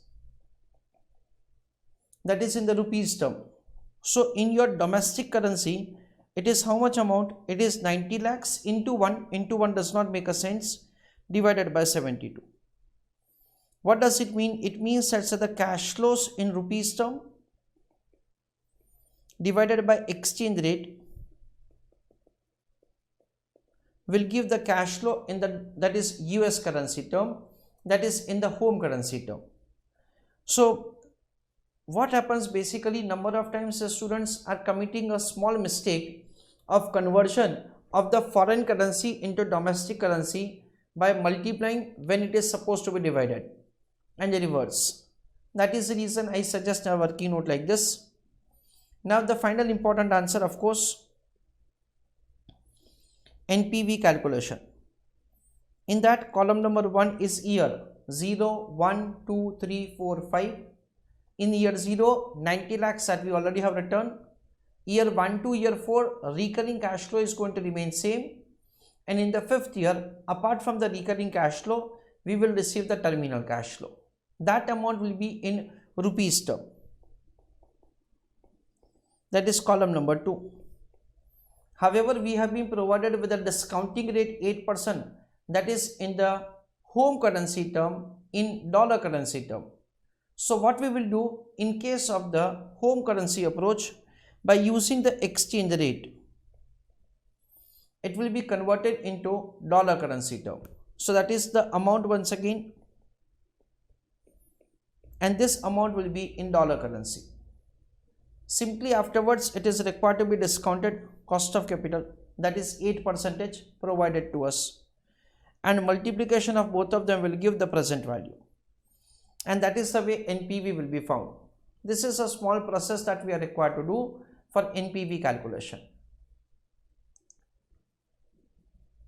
So we will have year 0, end of year 1, end of year 2, end of year 3, end of year 4, and end of year 5. As far as year 0 is concerned, amount of investment. You can see that, so the amount of investment is 90 lakhs.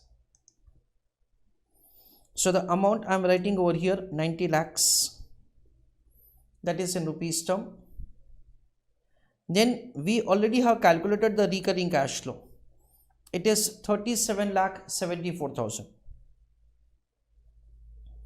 So it is 37.74 lakhs for first year, for second year, for third year, for fourth year, and for last year it is 37.74 plus we understand that, say, there is additional terminal cash flow. The amount of the terminal cash flow that we receive is an amount of 30 lakhs. That is working capital recovery plus salvage value of the machinery. So total of both of them is 67.74 lakhs. We'll use the exchange rate for conversion. For year 0 it is 72.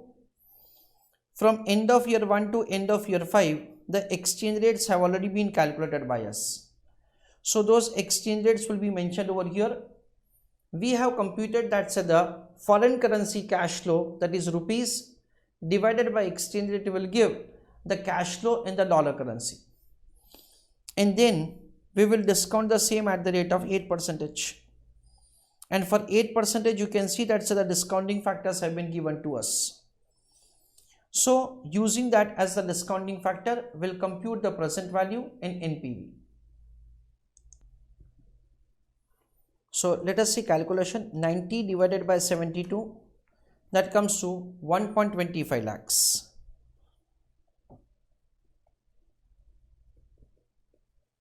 Year 0 factor is of course 1. Next, 37.74 divided by 72.667, that comes to 0.51935. So I'm taking 5194. Exchange rate at discounting rate is 0.926. Next, 37.74 divided by 73.3396. So 0.5146. Next, 37.74 divided by 74.0186. So 0.5099.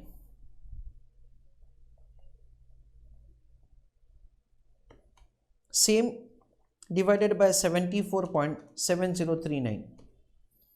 So 0.5052. Next, 67.74 divided by 75.3956. So 0.8985.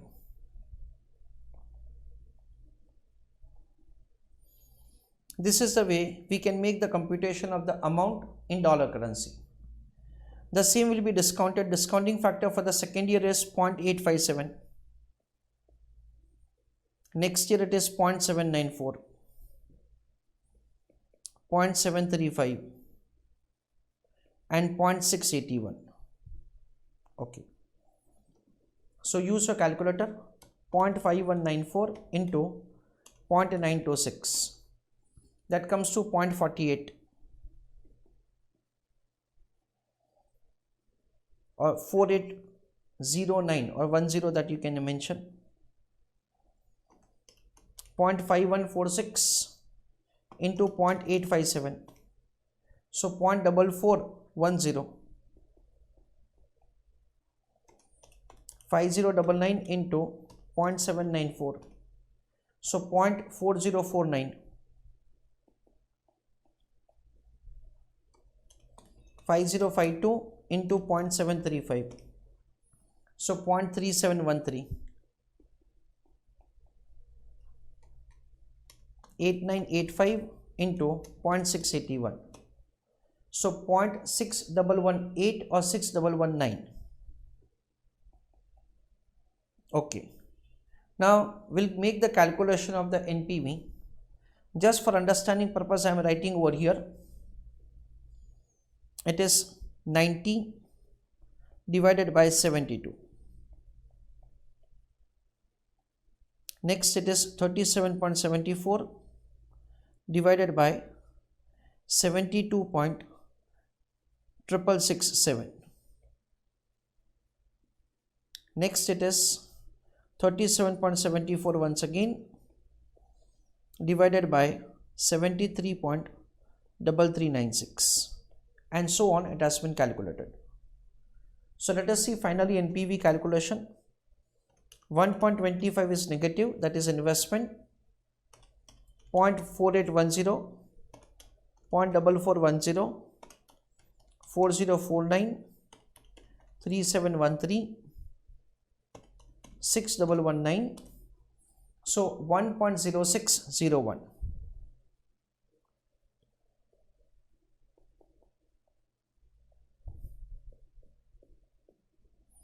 This is the way the NPV is calculated. We understand that since NPV is positive, so advisable, that is to the US company, that the project should be undertaken in India. So the final answer is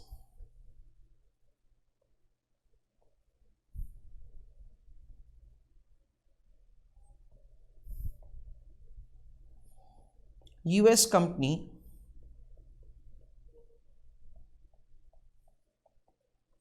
should accept the project of India. This is the way we can have the final conclusion. So friends, over here there is a question of the foreign exchange risk management along with the capital budgeting. The question is providing that say there is a US company which is considering to undertake a project in India. We have been provided with the information about the cash flows. We have been provided with the information about the inflation rate, and exchange rate is given to us. Importantly, making an assumption that say the given cost of capital is in the domestic term, that is say the US cost of capital, we are taking the decision. First of all, simple investment decision, that is the investment to be made in plant and machinery and in working capital. Second step is the depreciation, that is 60 lakhs divided by 5, 12 lakh rupees per year. The third is the terminal cash flow. In that say there is a small working note about the capital gain or loss on the sale of the asset, which is 0. Terminal cash flow is consisting of two components. One is the sale value of the machinery 20 lakhs and another is the working capital recovery 30 lakhs. Step number 4 is the calculation of the recurring cash flow, revenue minus variable cost. That is the way we can compute the contribution minus fixed cost minus depreciation will give the profit. Profit minus taxes, profit after taxes. In that we will add back the depreciation for the purpose of making calculation of the cash flow after taxes. Npv calculation, in that say first of all, using purchasing power parity theorem, we compute the exchange rate from end of year 1 to end of year 5. Then there is a small working note which I usually prepare. I tell students to prepare it just to understand that say how foreign currency cash flow will be say converted into domestic currency. That is it the exchange rate to be multiplied or to be divided? And then lastly the NPV calculation, so wherein the foreign currency cash flow, that is in rupees, is converted into domestic currency, that is dollar, discounted with the 8% cost of capital. Importantly friends, over here in the question the discounting factors information have been given to us. So always make sure that say whenever the discounting factors are given, using them say we make the calculation of the NPV. Let us see the next question. An NPV is positive, so we advise the company to accept the project. Question number 4b. A Japanese company affected sales to X Limited, an Indian company. So the Japanese company is exporter and Indian company X Limited is importer. The payment being due after 3 months. So the credit period is 3 months. The invoice amount is 216 lakhs of Japanese yen. At today's spot exchange rate, it is an amount of rupees 50 lakhs. So indirectly we have been provided with the spot exchange rate and invoice amount is in yen currency. It means that so the Indian company is exposed to foreign exchange risk. It is anticipated that exchange rate will decline by 8% over the 3 months period, and in order to protect the Japanese yen payment, the importer proposes to take appropriate action in foreign exchange market. So there is an absolute clarity which has been made over here that say the Indian company wants to take appropriate action in foreign exchange market. 3 months forward exchange rate is presently quoted as 4.12 Japanese yen per rupee. So we have been provided with the forward exchange rate. We understand that over here say spot exchange rate is provided to us as 4.32, that is 216 lakhs of yen divided by 50 lakhs of rupees. That is the way the spot exchange rate is given. So from the Indian company point of view, let's say for every 1 rupee it can buy 4.32 yen, and say this exchange rate is likely to change adversely say by 8%.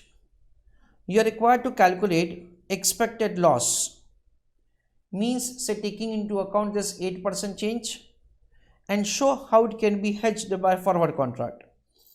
So if at all we enter into the forward contract, then in that case, so what will be the loss and to what extent the loss will reduce? That is what say we are required to make the calculation of answer. So dear students, we will work out the answer in something like this. First of all, we'll make the calculation of the spot exchange rate. Second, we'll make the calculation of the expected spot exchange rate. Third, we'll make the calculation of the amount to be paid at the expected spot exchange rate. That will be compared with an amount of rupees 50 lakhs. With that, so we will compute the answer of the first question, that is expected loss. Then we will compute that, say, what is the amount to be paid if the forward contract is entered upon. We understand that, say, whatever the difference between both of them will again give an answer with which we will be able to give the final answer. Let us make the calculation. With that, say, I am sure that you will get absolute clarity. So write down answer for the question number 4b.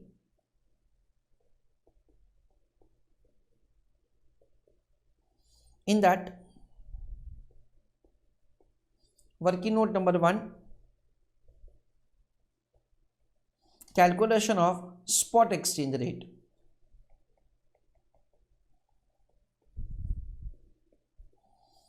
Japanese yen per rupee. Dear students, number of times one of my observation is that the students fail to understand that which company is exposed to foreign exchange risk, because in the spot we have been provided the value in rupees term also, in the Japanese yen also, but you have to focus on the important words like what is the invoice amount. It is in the yen currency term, so Indian company is exposed to foreign exchange risk. These are the important points that you have to look upon. Japanese yen and rupees, 216 lakhs is equal to 50 lakhs. So 1 rupee is equal to this amount of yen. It will be calculated as 216 lakhs into 1, that does not make a sense, divided by 50. That comes to 4.32 yen per rupee. That is what we understand. Working note number 2, calculation of expected spot exchange rate.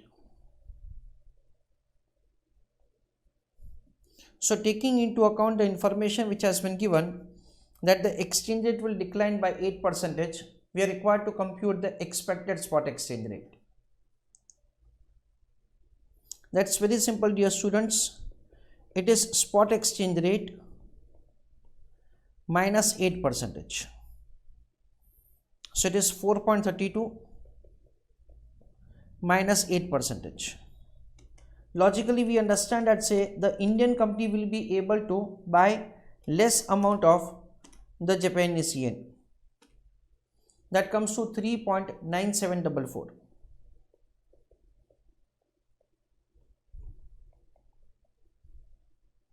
Next, working note number 3,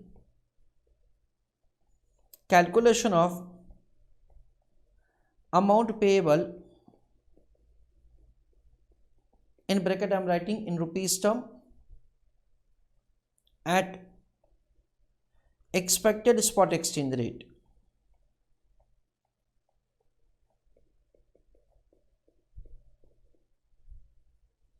So in that, it is yen and rupee, 3.9744 yen is equal to 1 rupee. The consideration is 216 lakhs of yen, so it is equal to this amount of rupees. So 216 lakhs into 1 divided by 3.9744.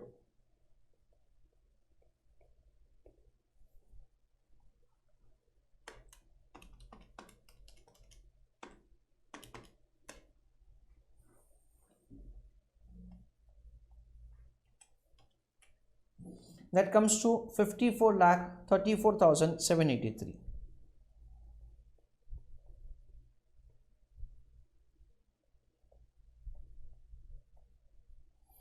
This is the amount of the rupees payable at expected spot exchange rate. Now the question says that so you're required to make the calculation of the expected loss. So at this point of time, the expected loss is calculated. Amount payable at expected spot exchange rate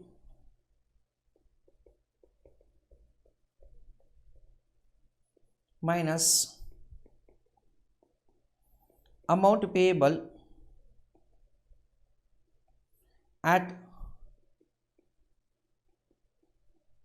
current spot exchange rate.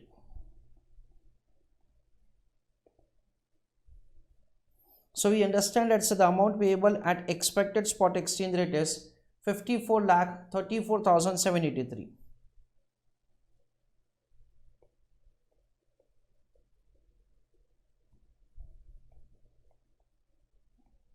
Minus 50 lakhs. 4,34,783. This is the way we can compute the expected loss. Okay. Now the question says that how it can be hedged by forward contract. So dear students, will compute that what is the amount payable if the forward contract is entered upon. So now the second part of the question starts. For that, working note number 4.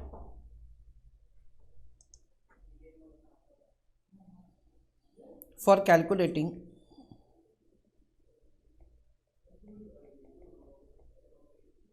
amount of payment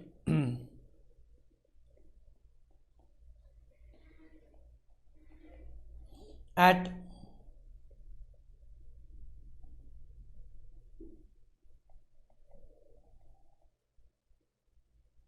forward exchange rate. So in that it is again yen and rupee.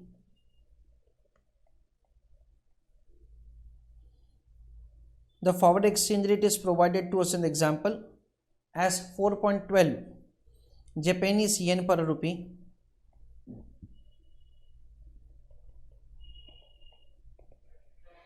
The amount is 216 lakhs of Japanese yen. It is equal to this amount of rupees.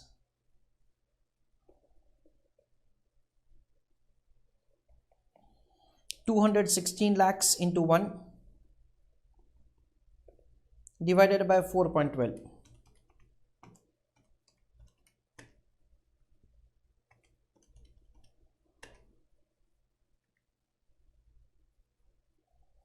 $52,42,718.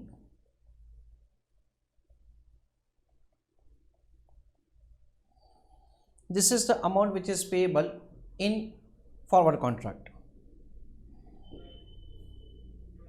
So we can say something like this.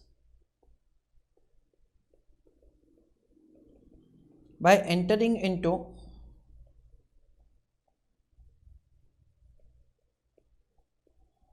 forward contract, comma,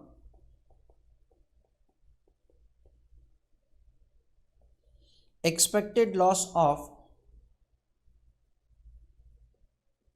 rupees 4,783.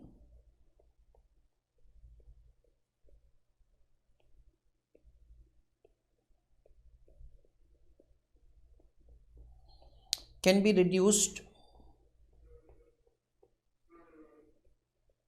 to 242,718.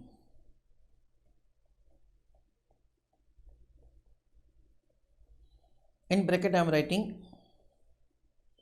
52,42,718 minus 50 lakhs.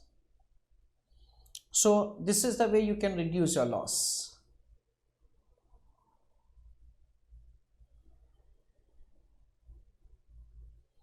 So summary of the entire answer, very simple. The question is providing the information that there is an Indian company which has imported goods from a Japanese company. The amount is required to be paid in the yen currency after 3 months. We have been provided that the invoice amount is 216 lakhs of yen, and at the spot exchange rate it is 50 lakhs of rupees. So the spot exchange rate is 4.32 yen per rupee. The question is providing the information that the exchange rate is likely to change by 8%, and with that you are required to compute the expected loss. It means that the Indian company will have to make payment of more amount of rupees for purchasing of the yen. In that case, the amount of the loss is 4,34,783. The next, if at all the forward contract is entered upon, then in that case the expected loss will reduce. It will reduce to 2,42,718. That is what we understand. Next question, question number 4C. Explain the pricing of securitized instrument. Dear students, the pricing is required to be, that is over here we are required to give answer. The pricing from the special purpose vehicle point of view, that is say from the issuer point of view, and price calculation from the investor point of view. We understand that say what is the credit worthiness, what are the features of the instruments which are issued, what is the alternative investment opportunity that the investor has, cash flows, all those things are going to have the impact on the price of the instrument. That is what we are required to write over here. Question number 5A, next question. TN Limited has rupees 600 lakhs 10% bonds outstanding with 5 years remaining to the maturity. Since the interest rate is falling, TN Limited is planning to refund these bonds with 600 lakhs issue of 5 years bond carrying a coupon rate of only 7%. That is, the new rate of interest will be lower than the existing rate of interest. Issue cost of the new bond will be 12 lakhs in a way that the flotation cost is 12 lakhs and call premium is 3%. So 3% of 600 lakhs is required to be paid to existing bondholders for early redemption. 18 lakhs being unamortized portion of the issue cost of the old bond can be written off. So very good clarification is made that say you will be able to write off immediately the flotation cost of the existing one. Income tax rate is only 30%. You are required to analyze bond refunding decision. Present value factor at 7% and 4.9% for the 5 years is provided. Dear students, we understand that the new rate of interest is 7%. However, we always have to apply post-tax cost of capital. So 4.9% information is relevant and not 7% information. So let us have understanding that how to make how to take the decision. So let us see, friends. TN Limited has 600 lakhs 10% bond. So we understand, let's say bond of an amount of 600 lakhs, rate of interest is 10%. It was issued before how many years? It was issued for how many years? No information as such is given, only the remaining time period is given. The remaining time period is 5 years.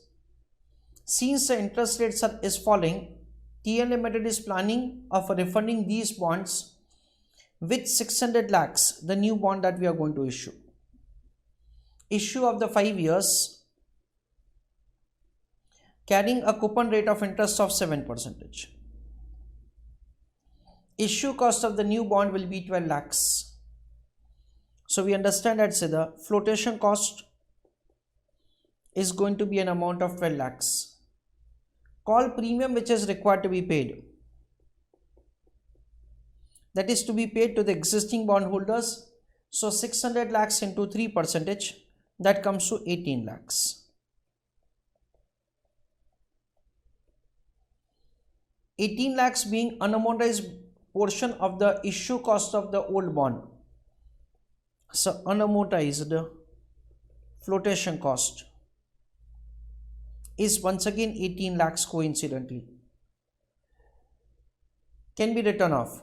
So income tax rate is 30%. You are required to analyze the bond refunding decision. Discounting factor of 7% is given to confuse us. Always remember that the new rate of interest that is required to be made post tax. This is the way we are required to make the calculation of answer. So let us have understanding that how to make the calculation of answer. First of all, working note number 1 for this calculation. Calculation of call premium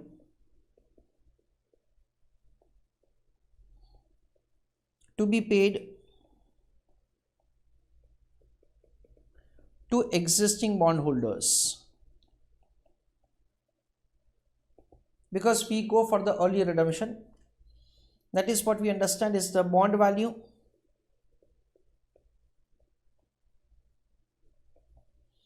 into 3%. What is the bond value? 600 lakhs into 3%.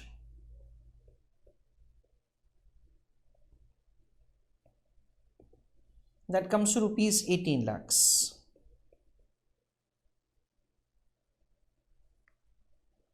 This is the way the premium is required to be paid to existing bondholders. Working note number 2. Calculation of annual amortization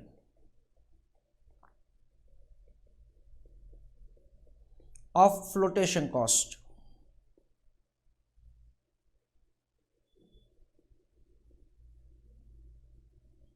We understand that for existing and for new. If at all we continue with existing, then in that case it is 18 lakhs upon 5.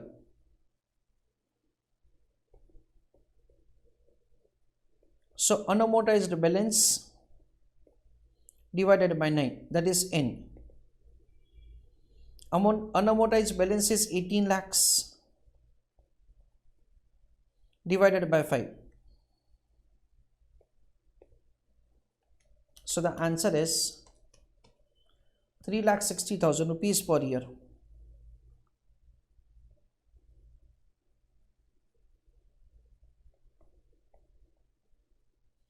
And in case of the new, it is flotation cost divided by number of years. Flotation cost is 12 lakhs divided by 5. That comes to 2,40,000 rupees per year.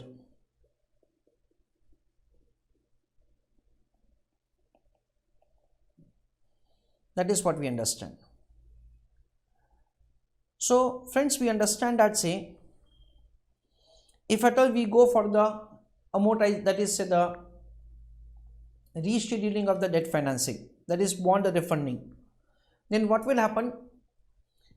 In the year 0, we will issue 600 lakhs, that is the amount that we are going to receive. That amount will be paid in terms of the face value to the existing one. So 600 is received and 600 is paid. That's it. Importantly, we are required to incur the flotation cost, that is cash outflow, in the year 0. We are required to make the payment of the premium, that is 18 lakhs, that is again cash outflow that we will have. So the total cash outflow will be 30 lakhs. And as against that, we will be having cash inflow in terms of the tax saving, the unamortized balance of the flotation cost plus the call premium which is paid to the existing bondholders. Total of that will be written off and will get tax saving immediately. Yes. So we will have the working of the answer like this. Working note number 3, and this is according to me an important working note. Calculation of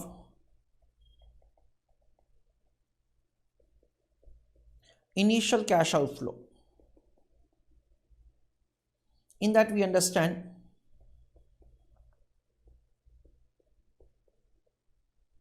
payment of flotation cost, that is an amount of rupees 12 lakhs. Payment of premium,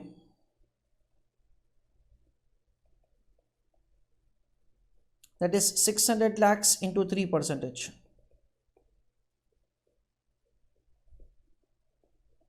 that is 18 lakhs.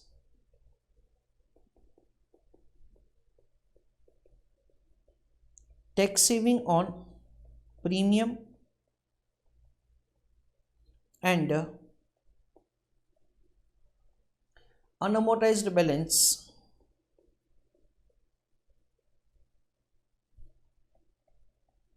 of flotation cost. The amount of the premium is 18 lakhs and unamortized balance of the flotation cost is coincidentally the same 18 lakhs into income tax rate, which is only 30%. 36 lakhs into 0.3, 10 lakh 80,000. So we will be having 10 lakh 80,000 as cash inflow.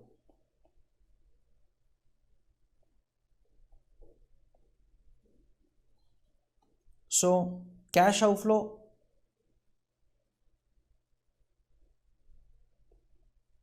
of 12 lakhs, cash outflow of 18 lakhs and cash inflow of 10 lakh 80,000.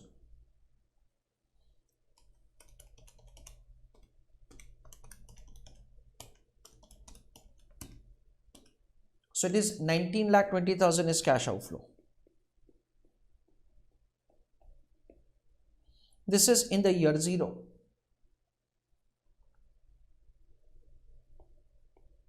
Working note number 4.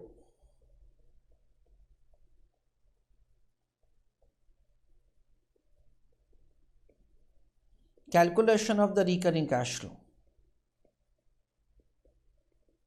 Year 1 to year 5. Okay. Let us see that say how to make the calculation.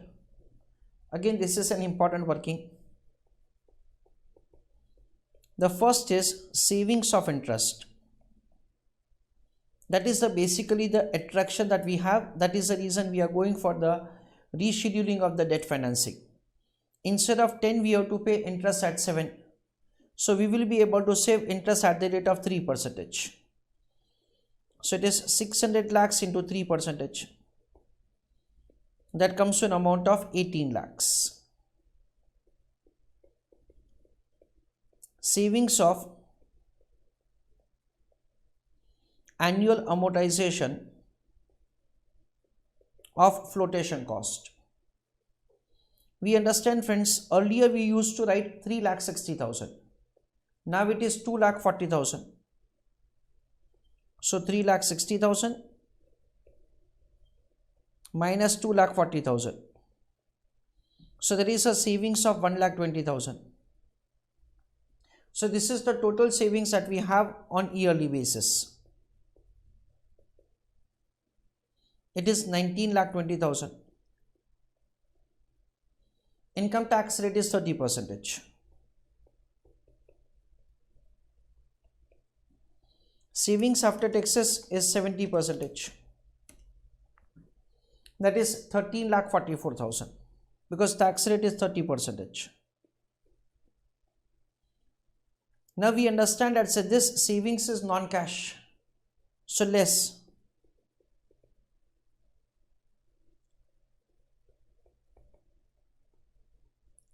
Savings of amortization of flotation cost. That is 1,20,000. It comes to 12,24,000. This is the way the recurring cash flow is calculated from end of year 1 to end of year 5. So this is a way we can compute the recurring cash flow. It is end of year 1 to end of year 5. Or otherwise, friends, you can understand logically like this also. There is a savings of interest 18 lakhs. So it is 18 lakhs into 1 minus 0.3. It is converted into post-tax term. That is 12 lakh 60,000. Minus, you will be able to have the less advantage of the tax saving on amortization. So 1,20,000 into 0.3,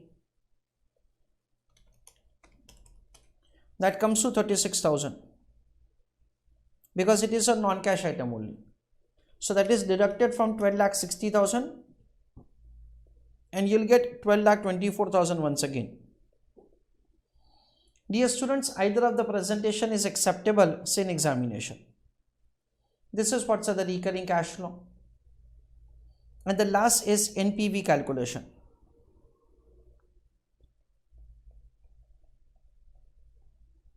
Let us understand and say how to make the calculation of NPV. It is year 1 to year 5 cash flow that we have. It is an amount of 12,24,000.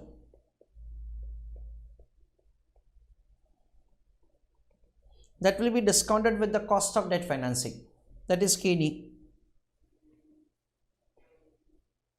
It is 4.9%. We can prepare a small working note for KD before doing this.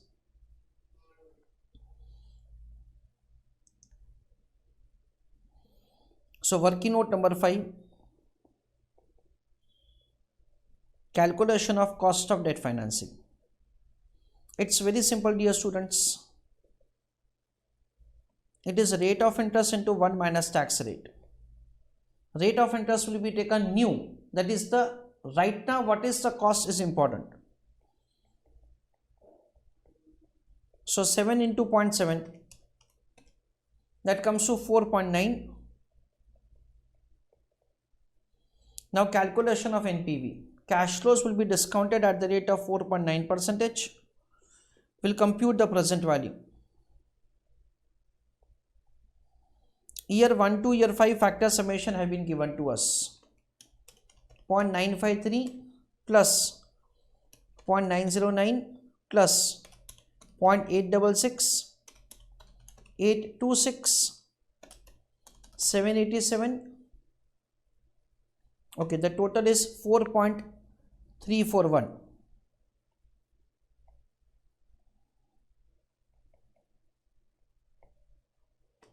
Into 12,24,000. So that comes to 53,13,384. This is the present value of the cash inflow.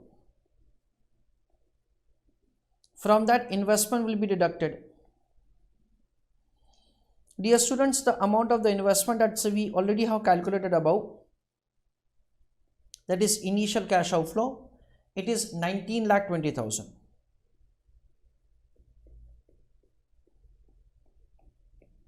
And based on that, so the NPV will be found. That comes to 33,93,384. NPV is calculated for bond refunding. So let us have a final discussion, that is a summary of the answer. The question is about the bond refunding. Existing bond is given and new bond is given.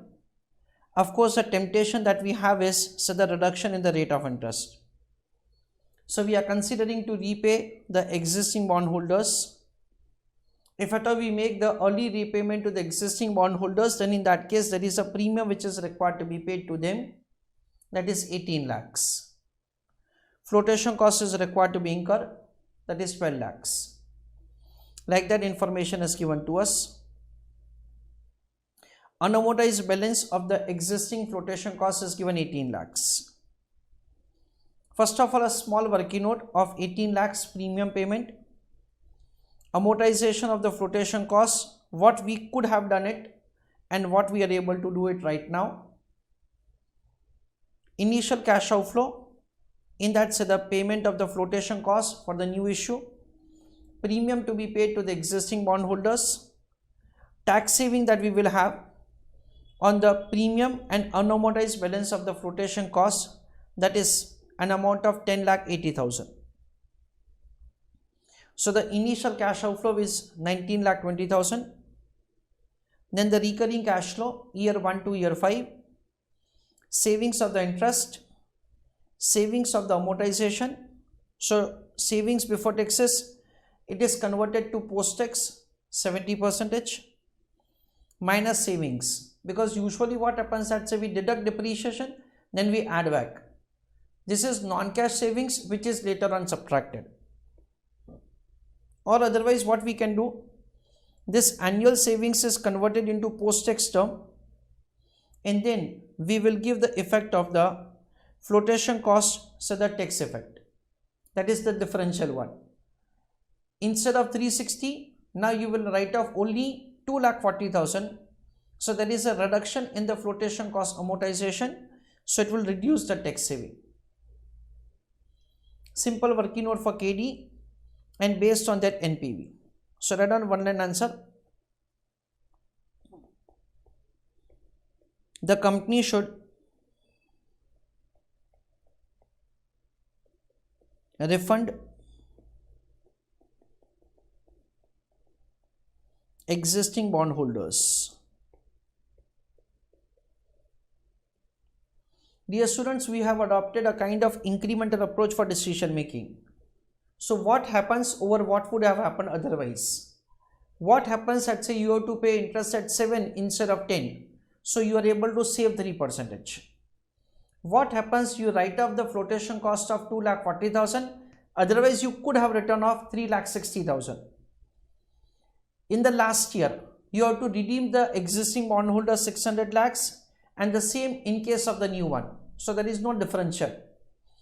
This is the way we are required to, that is we are adopting the incremental approach for decision making.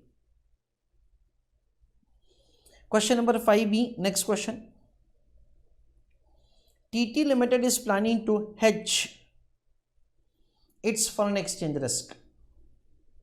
It has made a purchase on April 1st, 2021, for which it has to make payment of 1 lakh US dollar on September 30th, 2021. The present exchange rate is 73 rupees per dollar. So the spot exchange rate information is given to us. It can purchase forward 74 rupees for 1 US dollar. TT Limited will have to make upfront premium, that is on April 1st itself, at the rate of 1% of the forward amount purchased. So 1% of 74, that comes to 74 paise. The cost of the funds to the company is 10% per annum. So the cost of capital is provided to us, that will be used to compute the interest on the premium. In the following situation, compute the gain or loss of TT Limited will make if it hedges risk on 30th of September 2021. So these three situations have been given to us. Calculations to be done on monthly basis. So over here the question says that you are required to compute on monthly basis, that is you are required to take 6 months for the purpose of calculation of interest. So friends, over here we can make the calculation of answer like this. First of all, we can say that what is the fixed rate at which we have a cost for purchasing it, that is the dollar currency. We are required to solve the question from TT Limited point of view. It is an Indian company and it is going to buy the dollar at the rate of rupees 74. The premium is required to be paid 74 paise, that is provided 1%, and this amount could have been invested at the rate of 10%. It means that the effect of the time value of money is required to be taken into account. 0.74 into 10%, that comes to 0.074 divided by 2, because the time period is 6 months, April to September. So it comes to 0.037. So the total cost is 74 plus 0.74 plus 0.037, 74.777. So that is the fixed rate at which we are going to buy dollar. Fine. We understand that, say, in case of 76, we are having a loss. Why? Because we are required to buy the dollar at at 76, say we are having a gain. Why? Because we are required to buy the dollar at a lower rate. In case the spot exchange rate is 70, then in that case we are at a loss because we have to pay more.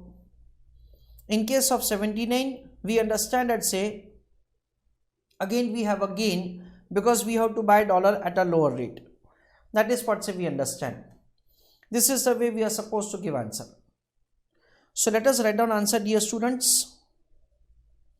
So answer for question number 5 being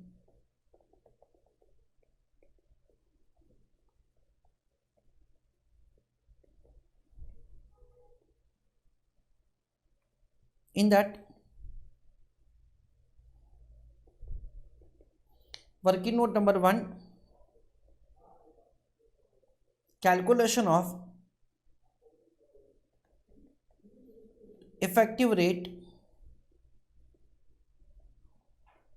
at which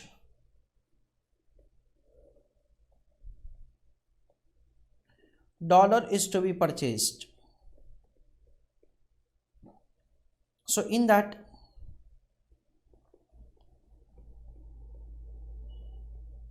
first of all, we will write forward exchange rate.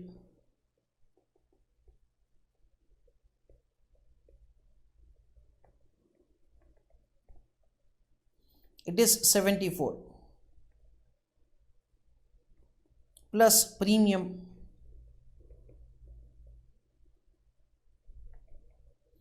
(74 into 1%), that comes to 74 paise, plus interest on premium,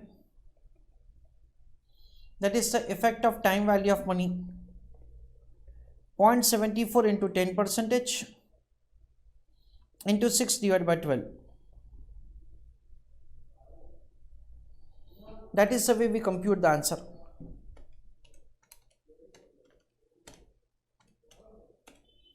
$0.037. That will give us the effective cost.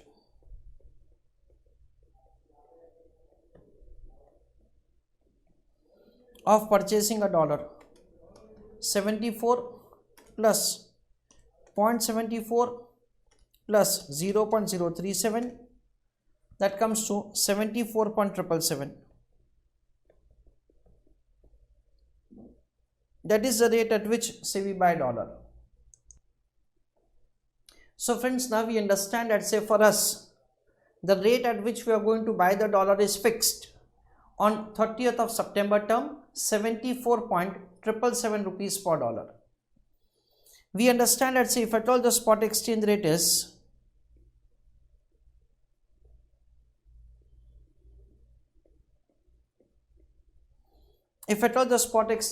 higher than this, then in that case we are happy that, say, we have to purchase the dollar at a lower rate. And if at all the spot exchange rate is lower than this, then in that case we understand that, say, unnecessarily we have to incur the higher cost. That is the way we are required to give answer. So calculation of profit or loss to TT Limited, comma, for each spot exchange rate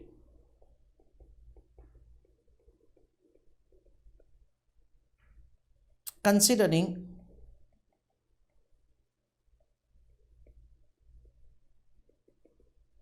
effective cost of buying dollar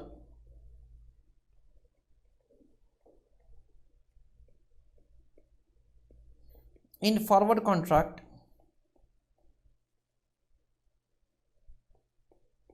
74.777 rupees per dollar.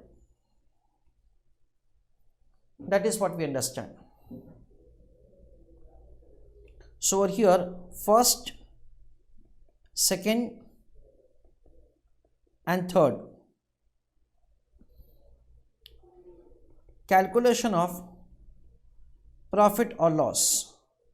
In the first case, the spot exchange rate is 76. So we are happy that we are required to buy dollar at a lower rate.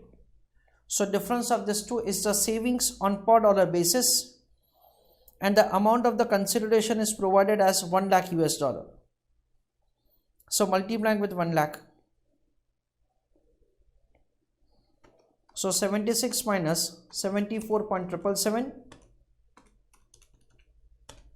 So it comes to profit of rupees 1,22,300. In the second case, we could have purchased only at 70. However, we are having a huge loss. We are required to purchase at 74.777 into 1 lakh. So the loss of 4,77,700. That is what we understand.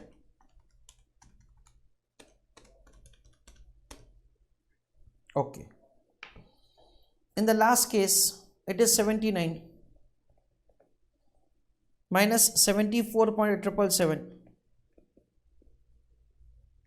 multiplying with 1 lakh. So again we are happy that we have to purchase the dollar at a lower rate, and we have a profit of 4,22,300. This is the way we understand that the profit or loss is calculated, say for each of the spot exchange rate. That is what we understand. So write down further answer. Just a note for understanding purpose.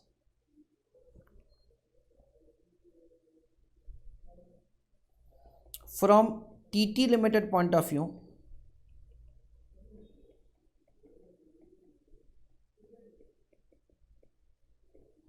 in bracket I am writing Indian company point of view,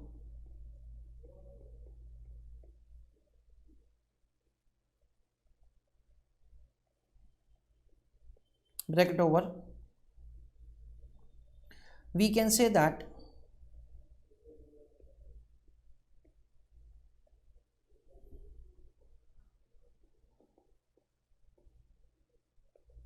fixed rate at which dollar is to be purchased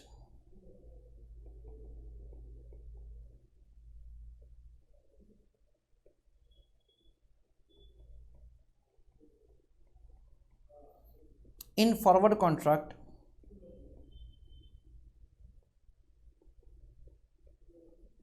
has effective cost of 74.777 rupees per dollar. Full stop with paragraph breakdown.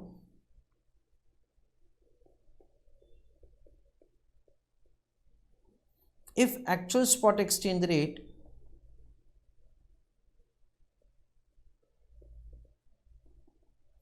is higher than 74.777 rupees per dollar, comma,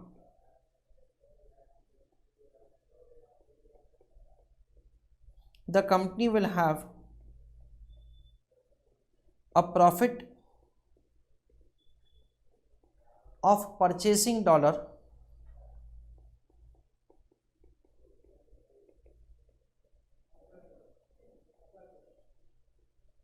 at a lower rate and vice versa.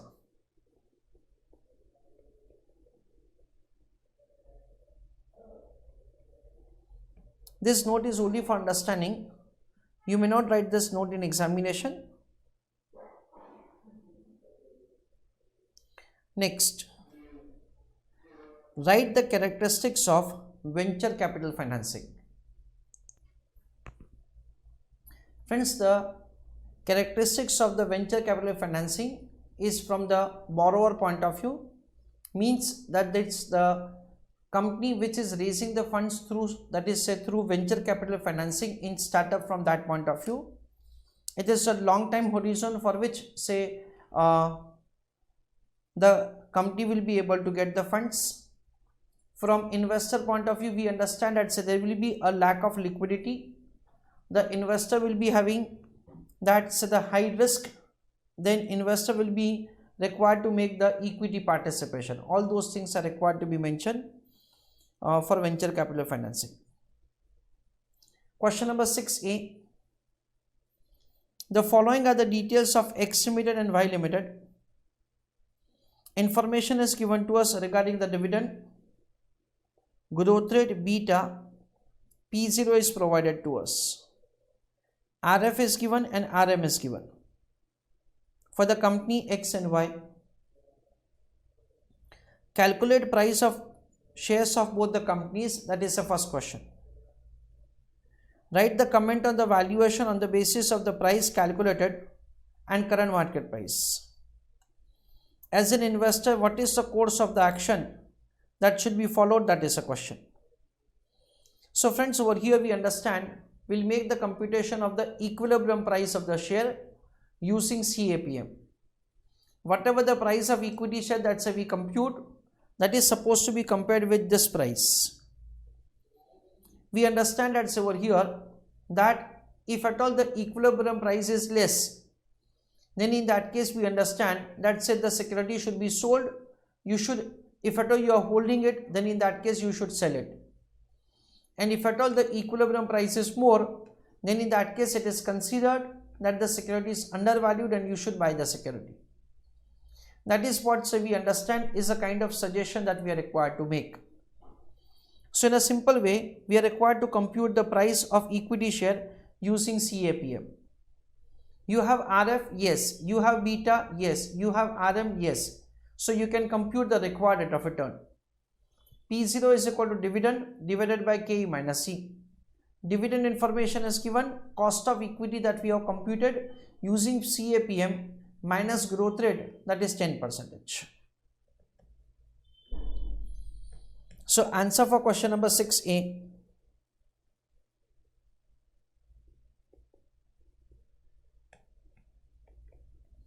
In that, so we are required to write the answer like this. Working note number 1, calculation of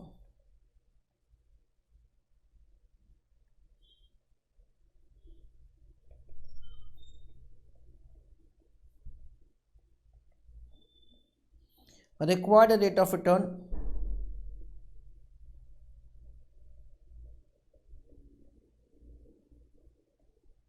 as per CAPM, that is capital asset pricing model. So in that, write down answer RF plus beta into RM minus RF. The risk-free rate of return is given to us as 7%. Beta into RM minus RF, that is 14 minus 7. So 7 plus beta into 7. We are required to do answer for two securities, security X and security Y.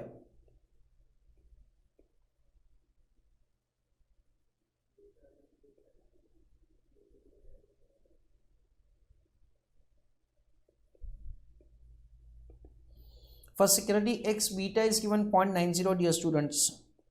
So 7 plus 0.90 into 7. So 7 plus 6.3. That comes to 13.3. In case of security Y, we have to do similar working. it is 7 plus beta is 1.7 into 7. 7 plus 8.4, that comes to 15.4. This is the way we make the calculation of required rate of return.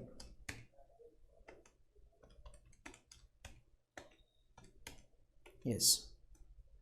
Now we'll make the computation of the P0.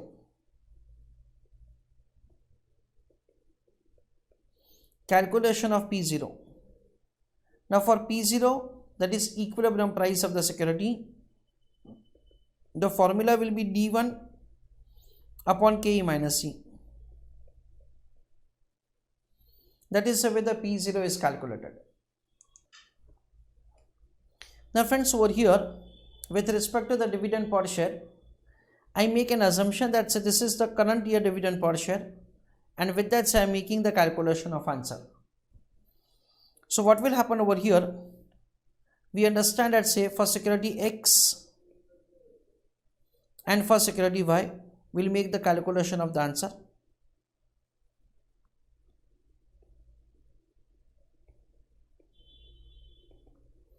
For security X, it will be 4 rupees into 1.10,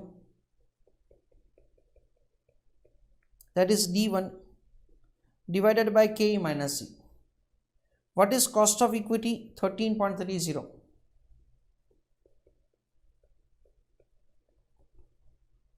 Less 0.10. So 4 rupee 40 paise divided by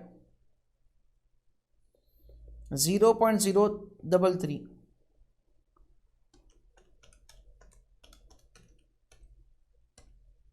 That is 133.33. In case of security Y, again it will be 4 rupees into 1.10 because the growth rate is again 10% divided by cost of equity is 15.4%. Less growth rate of 10%. So 4 rupee 40 paise divided by 0.05454.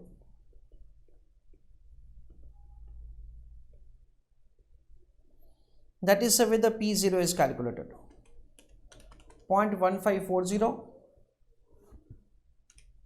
less 0.10.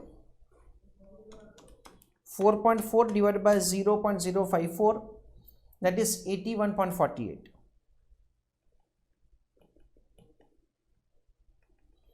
This is the way the equilibrium price is calculated for both of them, that is for X and Y. I am just writing a small note.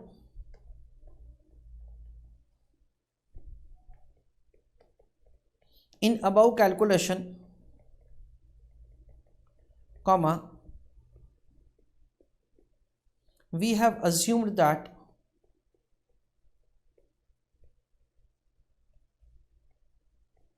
given dividend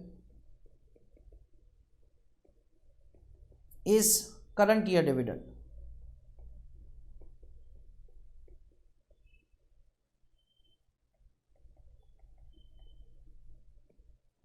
In bracket I am writing D0 full stop. Next, the question provides that you are required to pass comment on the valuation of the share on the basis of the price calculated and current price. So we understand that say for X company and for Y company, we can say that say the current market price of the share. For X company it is 150 given, and for Y company it is 70. Equilibrium price or fundamental price as per CAPM 133.33 and 81.48. Always remember friends that say whatever the price that say we have computed is considered to be the correct price. and the price which is prevailing in the market is considered to be the overpricing or underpricing. So we understand that say the price that say we have computed is 133 and the current price is 150. So over here the comment is that security X is overvalued. The price is more than what it should have been, and for security Y it is lower price, so it is undervalued.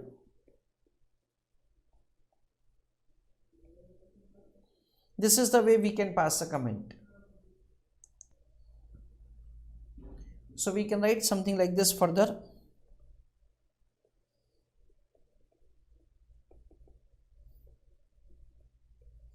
Price of security X is more than equilibrium price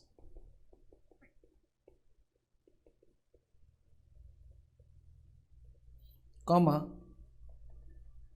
so it is overvalued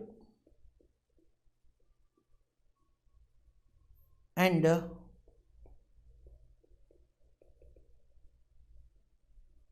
price of security Y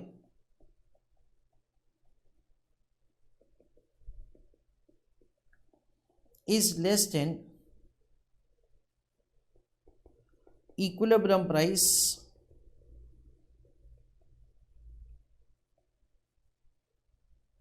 $81.48, so it is undervalued.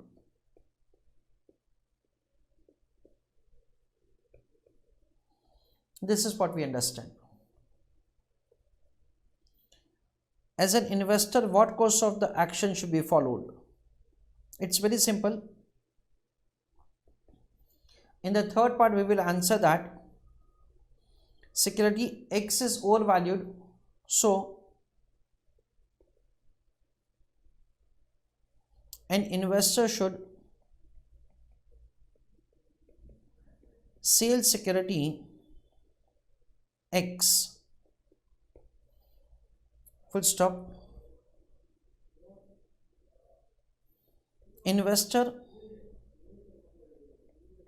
should not buy security X.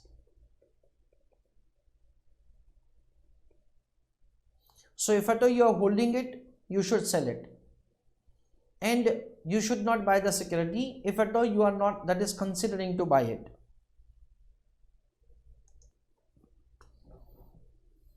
Further we can say an investor should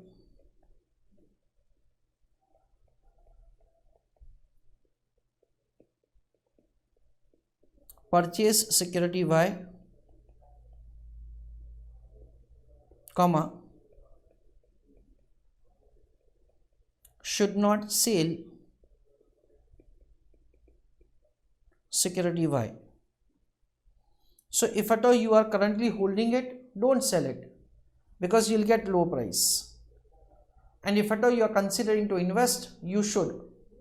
Why? Because it is available at a lower price. That is what we understand. Next question, question number 6b. DD Limited, a company based in India, manufactures good quality of the leather bags and sells to retail outlets in India and also to United States of America. The cost of the quality leather in India is very high. The company is reviewing the proposal of importing leather in bulk from United States supplier.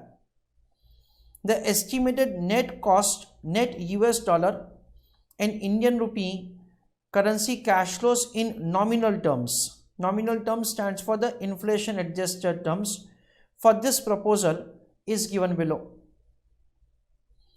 So we have been provided year 1 to year 3 cash flows in the dollar currency term, cash flows in the rupee currency term. If not imported, cost of the leather to be purchased in India is provided to us. Other information.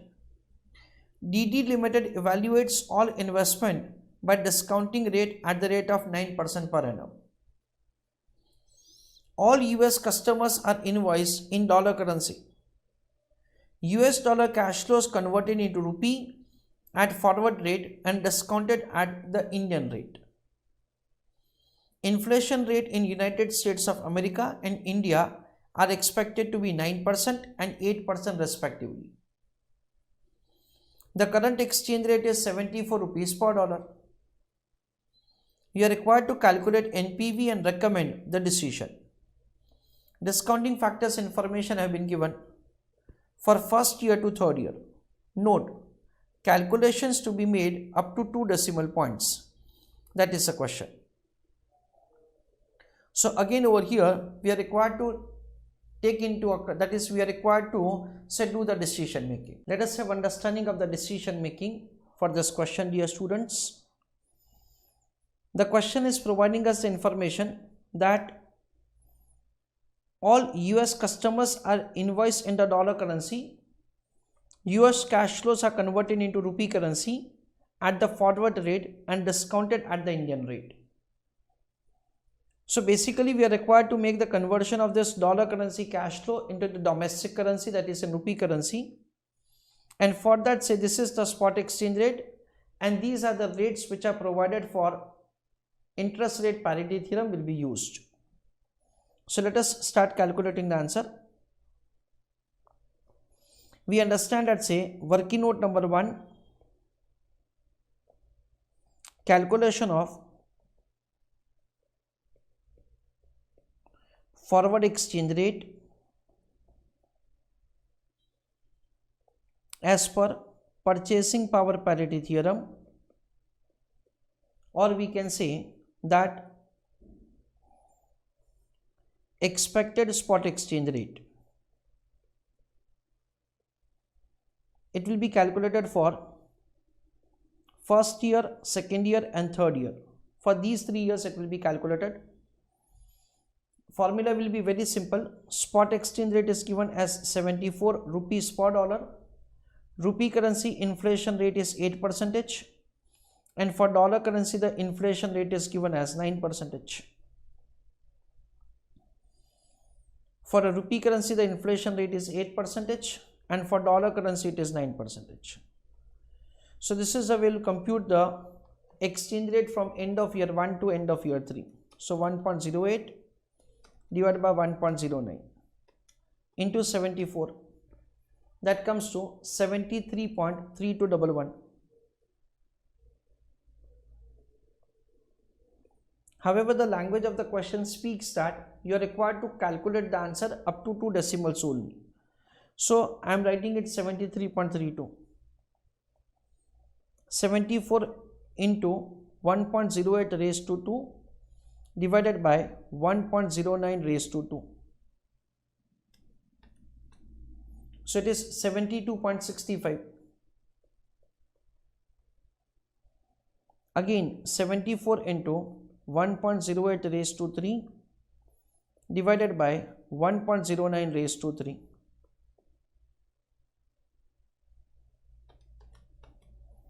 $71.98.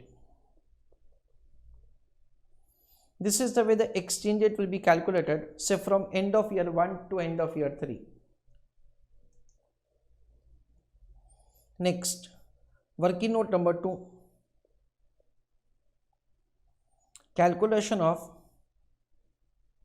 net cash flow in rupees term. That is what, say, we are required to calculate. So it is year 0, end of year 1, end of year 2, end of year 3. Cash flows in dollar currency term. It is provided as 5, 7 and 8. So it is 5 lakhs, 7 lakhs and 8 lakhs. We'll use the exchange rate information. And I'm sorry, in the year 0 it is 25 lakhs. We'll use the exchange rate information to convert this like the foreign currency cash flow into home currency. that is will compute the cash flow in rupees term.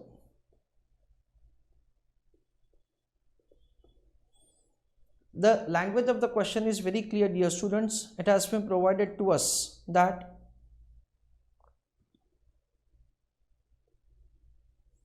the estimate of the net US dollar, like that information is given, means whatever the sales revenue that we have in the dollar currency, from that, so the payment for purchase of the leather in dollar currency is subtracted, and that is the way the net amount is given. All US customers are invoiced in the dollar currency. So we understand that this is the amount which is net of the payment. Okay. Then cash flows in India which you are able to receive. The question is providing the information that say we are doing business in India and also to US. Let us consider that say this is the cash flow that we have say in Indian business, and if not imported, cost of the leather to be purchased in India, and this is the savings that we are going to have.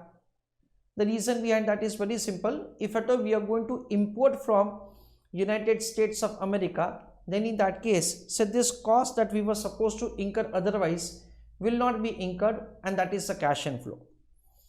So we will be having say the Indian currency cash flow in the first year as 400. In the second year it will be 510, in the third year it will be 580, and for the last year it will be 690. That is the way we will be having cash flows from end of year 1 to end of year 3. So as far as the rupee currency cash flow in the year 0 is concerned, it is 400 lakhs. For end of year 1 it is 510 lakhs. That is 60 plus 450. For the second year it will be 580 lakhs. That is 80 plus 500. And for the last year it will be 690 lakhs. That is 90 plus 600. Whatever this cash flow, that is converted cash flow in rupee currency domestic business plus savings, that is the way the net cash flow will be calculated from end of year 1 to end of year 3. That is starting from 0 to third year end. Later on it will be discounted with the given cost of capital to find NPV. So let us now complete the computation. Cash flow in rupees term 25 into 74. Year 0 it is 1850 outflow. 5 into 73.32. So 366.6 is inflow. 7 into 72.65. 508.55. 8 into 71.98. That comes to 575.84.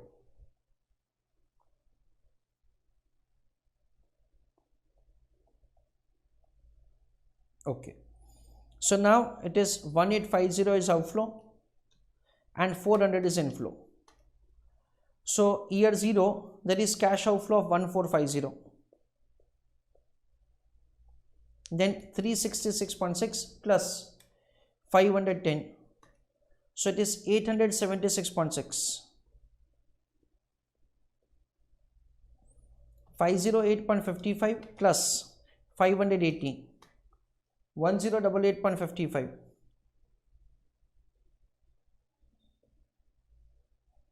Then 575.84 plus 690, 1265.84.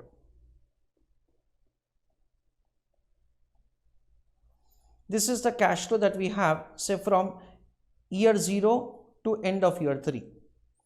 Now we'll make the calculation of NPV. This is the final answer.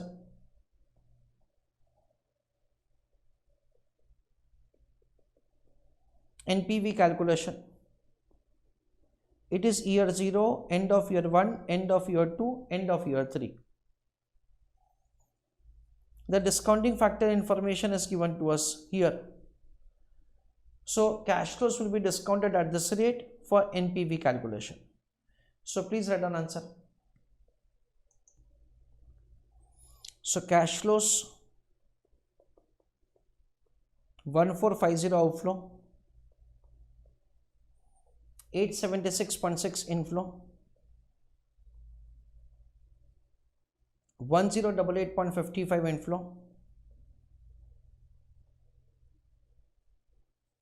1265.84 inflow,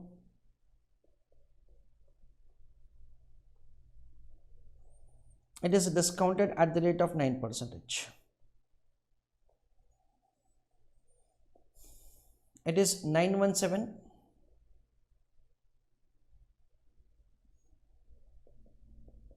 842 and 772. Okay. Year 0 discounting factor is 1.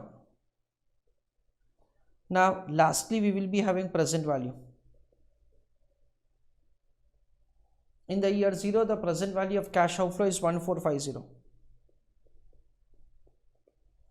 End of year 1 it is 876.6 into 0.917. So 803.84.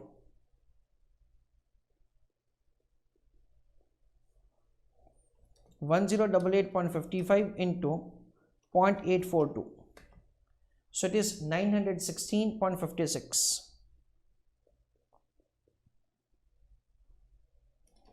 1276.85 into 0.772.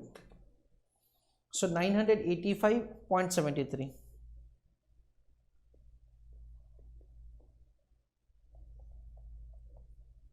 Now using all of them we can make the directly NPV calculation.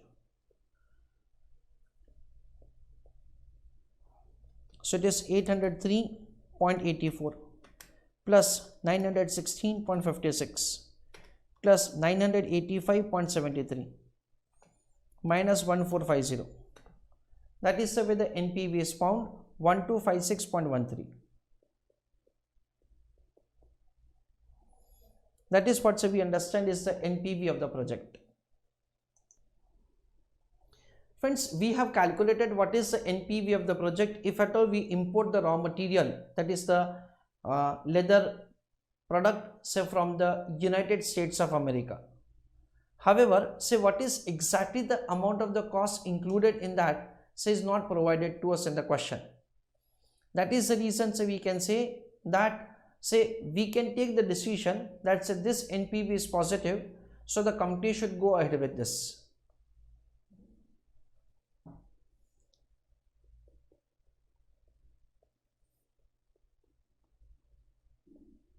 The company should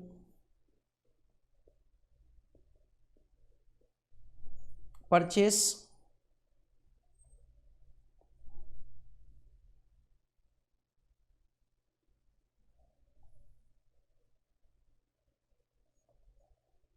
product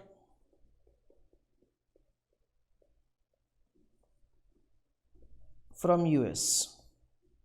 That is the way we take the decision. Friends, before I proceed for the next theory question, I just want to read the relevant theory for which the answers are required to be given by you. So I am starting with the questions. Question number 1C. What is the mode of the financing is called in the startup when a person attempts to found and build a company from the personal finances or from the operating revenue of a new company? Explain briefly the methods of this mode. So friends, we had discussed that this is what we understand is a bootstrapping. So let us read the relevant portion from the instituted material only. It is provided in the startup chapter. Bootstrapping: an individual is said to be bootstrapping when he or she attempts to found and build a company from the personal finances or from the operating revenue of a new company. So this is what you can see. Now they have provided that why this method is better. That is what they try to explain us over here. A common mistake made by the most founders is that say they make unnecessary expenses towards marketing, office and equipment that they really cannot afford. So it is true that say more money at the inception of the business leads to complacency and wasteful expenditure. So if at all you are taken money from outsider, then there is a possibility that say a mistake like this say will take place. On the other hand, investment by the startup from your own savings would lead to a conscious approach. It curbs wasteful expenditure and enable the promoter to be on their toes every time. So this is what the advantage. So that is what they have explained over here. Here are the methods in which a startup can bootstrap. One is the trade credit, means you try to get the credit from the supplier.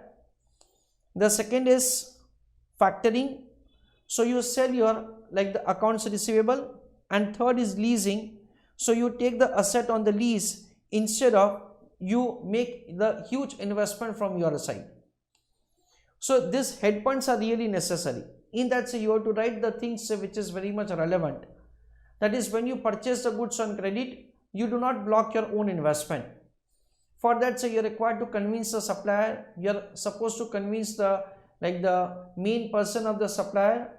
You may have say certain terms that say you supply me half of the goods. When I make the payment for them, say then you give me the remaining goods, and by that time say you do business with the half of the goods that you have received, something like that. When a person is starting a business, suppliers are reluctant to give trade credit. They will insist on the payment of their goods supplied either by cash or by credit card. However, a way out in this situation is to prepare a well-crafted financial plan. The next step is to pay a visit to the supplier's office. If a business organization is small, the owner can directly be contacted. On the other hand, if it is a big firm, the chief financial officer can be contacted and convinced about the financial plan. Communication skills are important here, wherein you build a trust. So you give a faith to the supplier that say definitely say supplying goods to us say will be like a fruitful for you. The financial plan has to be shown. Owner of the financial officer has to be explained about the business and need to get the first order on credit in order to launch the venture. The owner of the financial officer may give half the order on credit and balance on the delivery. The trick here is to get the goods shipped and sell them before paying to them. One can also borrow to pay the goods sold, but there is an interest cost also. So the trade credit is one of the most important way to reduce the amount of the working capital one requires. This is especially true in retail operations. When you visit your supplier to set up your order during your startup period, ask to speak directly to the owner of the business if it is a small company. If it is a large business, ask to speak to the CFO or any other person who approves credit. Introduce yourself, show the officer the financial plan that you have prepared. Tell the owner or the financial officer about your business. Explain that say you need to get your first order on credit in order to launch your venture. The owner or the financial officer may give half the order on credit, the balance due upon the delivery. Of course, the trick here is to get the goods shipped and sell them before one has to pay. One could borrow money to pay, but in that case you have to pay interest. That is what we understand. Factoring is simple. Whatever the goods that you already have sold in credit, say those like the debtors are sold to somebody, that is say to a financial institution or to a bank, and you discount it. So the bill discounting is what we understand is replaced with the factoring in a broader sense. This is say a financing method where the accounts receivable, that is debtors of a business organization, is sold to commercial finance, that is say the finance company, to raise the capital. The factor then got the hold of the accounts receivable of the business organization and assumes the task of collecting the accounts receivable as well as doing what would have been the paperwork. So it is a kind of outsourcing of the entire collection work. So even you will be able to save your credit department cost. Factoring can be performed on non-notificational basis. It means that the customers may not be told that their accounts have been sold. However, there are merits and demerits to the factoring. The process of the factoring may actually reduce cost for a business organization. It can actually reduce the cost associated with maintaining accounts receivable such as bookkeeping, collection, credit verification. If a comparison can be made between these costs and the fees payable to the factor, in many cases it has been observed it even improved fruitful to utilize the financing method. In addition to reducing the internal control of a business, factoring also frees money that would otherwise have been tied in the receivable. In short, you will be able to get the collection faster. This is especially true for the business that sells to other businesses or to government.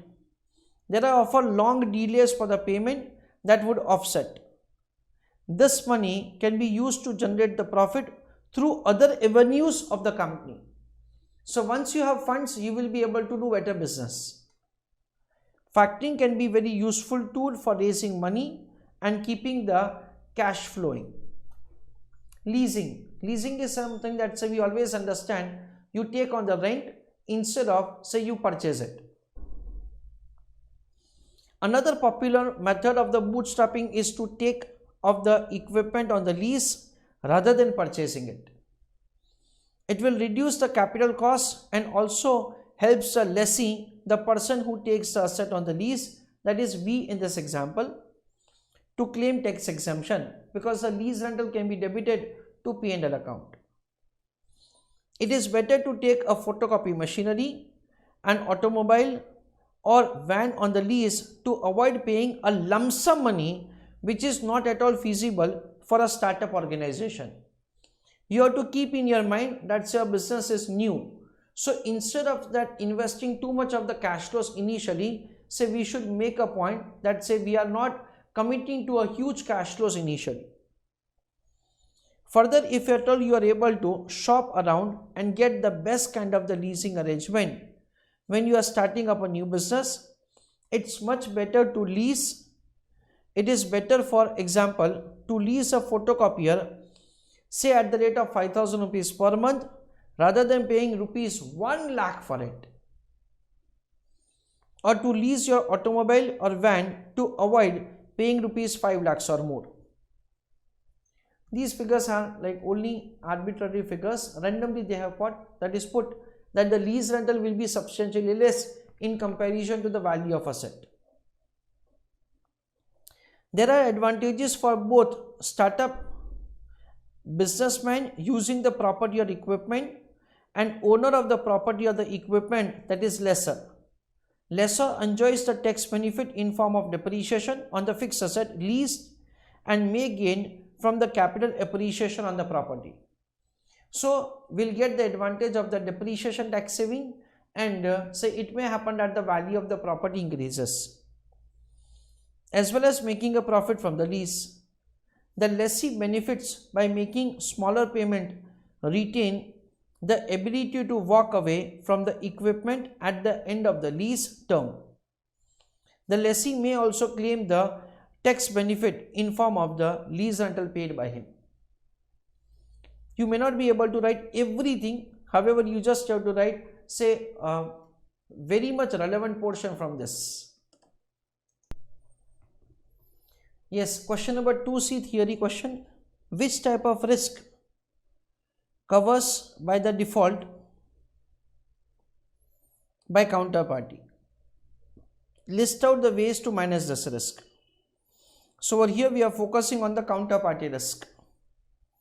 So again we are required to refer the risk management chapter in which such answer is there. Again I am reading from the module of from module. Various hints that may provide counterparty risk are as follows. There are 5 types of risk. Failure to obtain necessary resources to complete the project or the transaction undertaken. Any regulatory restriction from the government, hostile action of the foreign government, let down by the third party, and have become insolvent. So these are what we understand is the hints that provide the counterparty risk, and various techniques to manage. So the question is that say which type of risk is covered by the default and the way to manage it. So let us see how we can manage. Various techniques to manage this kind of risk are carrying out due diligence before dealing with any third party. Do not overcommit to a single entity or group or connected entities. Know your exposure limits. Review the limits and procedure for credit approval regularly. Rapid action in the event of the likelihood of default. Use the performance guarantee, insurance and other instruments. That is the way you are required to answer for this 4 marks question. Question number 3C. Describe briefly on which principles technical analysis is based. That is the question. So the answer of the question is like this. Technical analysis is based on the following 3 principles. The market discounts everything, that is all information. Price moves in the trend. History tends to repeat itself. Although many experts criticize the technical analysis because it only considers the price movement and ignores the fundamental factors, but EMH, efficient market hypothesis, contradicts it, according to which a company's share price already reflects everything that has or could affect company, and it includes the fundamental factors. So technical analysis generally have a view that the company's share price include everything, including the fundamentals of the company. Price moves in trend. The technical analysis believe that the price moves in trend. In other words, the stock price is more likely to continue a past trend rather than move in a different direction. History tends to repeat itself. Technical analysis believe that the history tends to repeat itself. Technical analysis use chart pattern to analyze the subsequent market movement to understand the trend. While many from the form technical analysis have used to for many years, they are still considered to be significant because they illustrate the pattern in which the price movement they often repeat themselves. Question number 4C. Explain the pricing of securitized instrument. For this question, here is the answer from the institute publication. Pricing of the securitized instrument is an important aspect of securitization. While pricing the instruments, it is important that it should be acceptable to both originators, special purpose vehicle, as well as to the investors, that is mutual fund, financial institution, high net worth individual and so on. On the same basis, the pricing of the securities can be divided into following 2 categories. From the originator, that is issuer point of view, and from the investor point of view. From the originator point of view, the instrument can be priced at the rate at which the originator has to incur an outflow, if that outflow can be amortized over a period of the time by investing the amount raised through securitization. From investors' angle, security price can be determined by discounting, that is, say, converting in the present value term the best estimate expected future cash flow using the rate of yield to maturity, that is return to the investor, of a security of a comparable security with respect to the credit quality and average life of the securities. This yield can also be estimated by referring yield curve available for the marketable securities. Means when you make investment for the different time period, you will be able to get the different return. Though some adjustments need on account of the spread points because of the credit quality of the securitized instrument, it means that, say, if at all the credit rating of the security is more, then the discounting rate will be less, and vice versa. There are different tranches of the securities which are issued. If at all you are making investment, say, in a tranche which has the maximum risk, then in that case the required rate of return will be more, and vice versa. This is the way we are required to give answer for this question. Answer of question number 5C. Write the characteristics of venture capital financing. So here is the answer. Characteristics of the venture capital financing from the institute publication. The characteristics have been given from the investor point of view. Long term horizon. The fund would invest in a long term horizon in mind. Minimum period of the investment would be 3 years and maximum could be 10 years. So you cannot expect the liquidity which they have covered in the next point. Lack of liquidity. When venture capital invests, it takes into account the liquidity factor. It assumes that there could be less liquidity on equity it gets, and accordingly it would be investing in that format. They adjust the liquidity premium, means they require the more return because of the lack of the liquidity against the price and the required rate of return. High risk. Definitely it is very high risk. The chances of the failure is also there when you make investment like this. Venture capital would not hesitate to take risk. It works on the principle of the high risk and high return. So high risk would not eliminate the investment choice for the venture capital. Equity participation, they do not make investment in debt, they make investment in the equity. So again, going with the previous point, high risk and high return. Most of the time venture capital would be investing in form of equity of the company. This would help the venture capital to participate in the management and help the company to grow. Besides, that is, in addition to that, a lot of the board decisions can be supervised by venture capitalists if they participate in the equity of the company. That is what we understand. So from investor point of view, we are required to write the characteristics.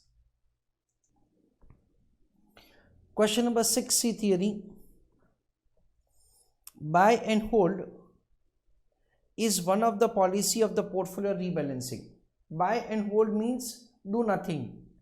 You just say purchase the investment and you continue to hold it. Briefly explain other policies of the portfolio rebalancing. So again we can get the answer over here. Portfolio revision and the rebalancing. Again I am reading the content from the institute publication. It means that the value of the portfolio as well as its composition, relative proportion of bond and stock may change as the stock and bond fluctuate in response to such changes. Portfolio rebalancing is necessary. There are three policies of the portfolio rebalancing. Buy and hold, so you do nothing. Constant mix, so you always try to maintain the same proportion of debt and equity in which you had made investment. Of course, subject to certain the things to be decided on subjective basis, that when the portfolio will have the revaluation, that is portfolio will have fluctuation by more than 10% or more than 15%, you will do such rebalancing. And constant proportion insurance CPPI policy, in which again you are required to determine floor value, that is the minimum value that you desire. So total value minus floor value, difference of that into multiplier that you are required to decide based on your risk bearing capacity, and that is the equity investment. The remaining is the debt investment. That is what you are required to mention over here. So buy and hold. So what will happen? If at all the market value is going up, the value of your portfolio will go up. Simple. The next is a constant mix. So what will happen? Every time you will rebalance the portfolio. So suppose you have made investment of 1 lakh rupee and you have decided the proportion 50-50. So 50% shares and 50% bond. The share price is falling down. So what will happen? This value is falling down to 80%, that is 40,000. 40 plus 50 is 90. So 90 is not in the proportion of 1:1. So you are required to rebalance, so half. So what will happen? We understand that say this 50 is reduced to 45. So in that case, say you switch over by 5,000. 80 it will further going down to 60. So use your calculator. We understand that say 45,000 divided by 8 into 6. That is 33750. This is going to remain same. So the total is 78750. Again half. That is 39360. 39360. 390. So this is the amount that say once again you switch over. If market is going up, then again the same thing is required to be done. This is the constant mix. That is what you do. In that, say you will be having, say something like this. For example, if investor decides his portfolio shall consist of 60% equity. Why the 60% only? That depends upon the risk bearing capacity of investor. And balance 40% on bond, that is in bonds. On upward or downward 10% in the share prices, he will strike a balance. Now why this only 10%? That is also required to be decided on the subjective basis. The next is a CPPI. In that, say as I told you, so it is the portfolio value minus floor value. Difference between both of them into multiplier. This is the investment that you will make in the equity shares. That is what we understand. So again, that is what happens at say whenever say there is fluctuation in the market, you are required to say make sure that say your equity investment is like this. It is the total value minus floor value, difference of that into multiplier. These things are required to be mentioned. Next, what are the main features of forward rate agreement? That is a question. It is a question from the interest rate risk management. Say from that, say the forward rate agreement is asked upon. So we can say something like this. This is what we understand, wherein I am going to fix a rate at which I am going to make investment, or I am going to fix a rate at which I am going to borrow. That is a forward rate agreement. If at all I am supposed to borrow funds and I am anticipating a rise in the rate of interest, I can enter into the FRA to book the rate at which I am going to borrow. And if at all I am going to make investment and I am anticipating fall in the rate of interest, I can enter into the FRA in order to make sure that I am able to get the return more than the prevailing at that point of time. Forward rate agreement is an agreement between two parties through which the borrower or lender protects itself from the unfavorable changes. Because for borrower the unfavorable changes increase, and for the lender unfavorable is decrease to the interest rate. Unlike the futures, forward rate agreement are not traded on the exchange, and it is called OTC product. OTC stands for over the counter derivative transaction. It means that on one-to-one negotiation basis, the rate is decided, the time period is decided. Following are the main features for the forward rate agreement, and that is what we understand is the question. So your answer should be precisely, say, mentioning all these points. Normally it is used by the bank to fix the interest cost on anticipated future deposits or interest revenue on the variable rate loan indexed to the marked, that is benchmark interest rate. Example, LIBOR, that is London Interbank Offer Rate, MIBOR, that is Mumbai Interbank Offer Rate, and so on. It is an off-balance sheet instrument. It does not have any effect on the balance sheet. It does not have any transfer of the principal. Principal amount of the agreement is termed notional because there is no transfer as such.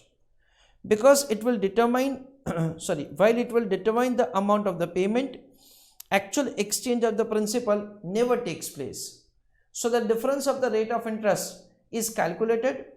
Based on that, the amount is calculated and its present value is settled. It is settled at the maturity of the cash representing the profit or loss. So suppose I have got FRA in which I am going to make investment, let us say at the rate of 10%. Actually the rate of interest is 11%. Then in that case, in present value term, say I will be getting, that is I am supposed to make the payment of the interest. And if at all the rate of interest is falling down to 9%, then in present value term I will receive the amount. A bank sells an FRA, agrees to pay the buyer the increased interest cost on some notional principal. If the reference rate of the sum specified maturity is above stipulated forward interest rate on the contract maturity or the settlement date. Conversely, the buyer agrees to pay the seller any decrease in the interest cost if the reference rate is below the forward rate. Final settlement will be made, say this is what the formula, that is difference of the two rate of interest into time period, and then it is converted into present value term. The differential amount is discounted at post, that is change actual interest rate as it is settled at the beginning of the period and not at the end of the period. So we are required to do the discounting over here. That is what we understand. This is an example. Suppose two banks enter into an agreement specifying a forward rate of 5% on the euro-dollar deposit with 3 months maturity. So this is an example. However, these are the features which you are required to mention in examination. So starting with the analysis of the paper, question number 1A, that is of 8 marks, practical question. It is from the chapter of mergers and acquisitions, and I would say it is an extremely simple question. The reason behind that is it is like covered by the institute in its own publication earlier. So almost the same question, there is no change. So definitely we can say that it can be easily solved by anyone. 1B, it is again 8 marks question, practical. It has been covered in the chapter of the mutual fund, that is say in the portfolio management. However, that is concept of the mutual fund and the trainers ratio portfolio is there together. It has been kept by the institute in the chapter of the mutual fund, but it is more connected with the concept of the portfolio management. So it is mutual fund plus portfolio. Again, it is a simple question. Question number 1C, it is 4 marks theory question. The theory question from the chapter number 14, that is startup finance. Bootstrapping, very simple one. Question number 2A, this is 8 marks question, and that is economic value added, market value added, weighted average cost of capital.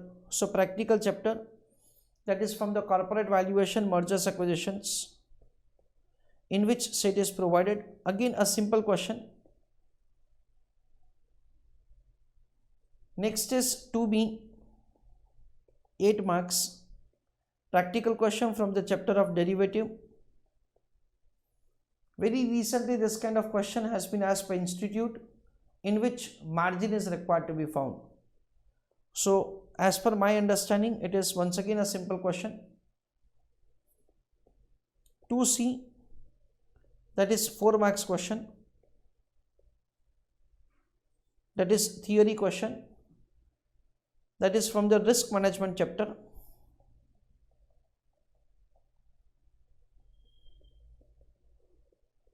Again a simple question. Question number 3A, it is 8 marks question, practical, from the portfolio management chapter.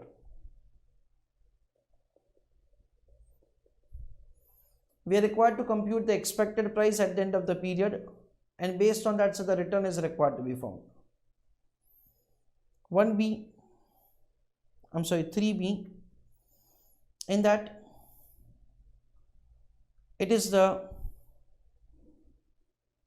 8 marks question, practical, that is again we can say that consisting of the concept of the derivative and the portfolio also, because a percentage change is required to be taken from there.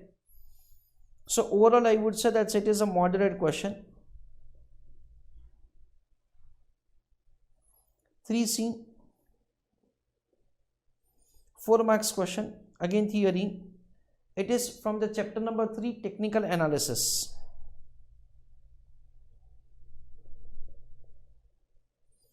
So this is what we understand is a kind of unique question. Why? Because usually the theory is asked either from chapter number 1, chapter number 2, chapter number 6 or chapter number 14. But this is what's the unique theory which is asked from the chapter other than this. So moderate question I would say. Question number 4A, it is 8 marks practical question of Forex, that is foreign exchange risk management plus capital budgeting. Again I would say it is a moderate question. You have to be a little bit careful for doing this question. 4B, 8 marks practical question, is again from the foreign exchange risk management chapter, and I would say it is simple question, expected loss and how you can recover the same. Similar questions have been asked by institute number of times earlier. 4C, theory question, pricing of the instruments which are issued in the entire securitization process, that is from the chapter number 6. Again a simple chapter, that is a simple question. 5A, 8 marks practical, that is from the security analysis, security valuation, in which the debt rescheduling is provided by them.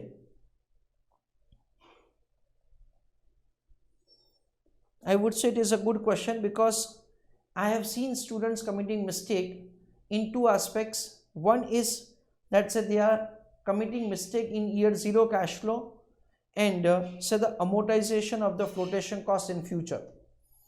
So this is a good question. 5B, 8 marks practical question from again Forex, and I would say simple question, similar to this they already have provided. Then 5C, it is 4 marks question, that is theory question, in which it is from venture capital financing, that is risk management, startup financing. That is what we have. Again a simple question. Question number 6A, it is 8 marks question from the chapter of practical question from the chapter of portfolio management or security analysis, also what you can say security valuation, because pricing is required to be found and based on that say you are required to give the decision. So again a simple question. 6B, 8 marks practical question, Forex, and this is what I found that it is slightly like above average question. So as per my understanding, it was a difficult question for a student to attend, understanding the language of the question and giving answer. 6C 4 marks theory question or 4 marks theory question once again. As far as the first theory question is concerned, it is from the chapter of portfolio management. Again a simple theory, however it may happen that as a student you may not have covered all the theory from the practical chapters. So that is the reason it is quite tricky. The last one is from the interest rate risk management. In that case, I would say that the forward rate agreement is a concept that we cover always in the practical chapters. So covering this also in theory will not be difficult, because you will always be able to write the things in examination based on the forward rate concept that you have studied in the interest rate risk management, which is very much connected to the derivative. So one more, that is these two theory questions are again from the chapter which are not pure theory chapters. However, as I told you that the 6C or that is very simple. Why? Because we always cover that in our practical chapters. Now friends, from the Navkar point of view, I can say that whatever the coverage of the material that we do is really excellent, and it is covering 100% all the practical questions and the theory questions as well. Yes, conceptually there is nothing which we have not done as far as these questions are concerned. And from this also many questions are exactly the same or which are very similar to the working that we do in the classroom. This is what overall an analysis that we have for the December 21 examination paper.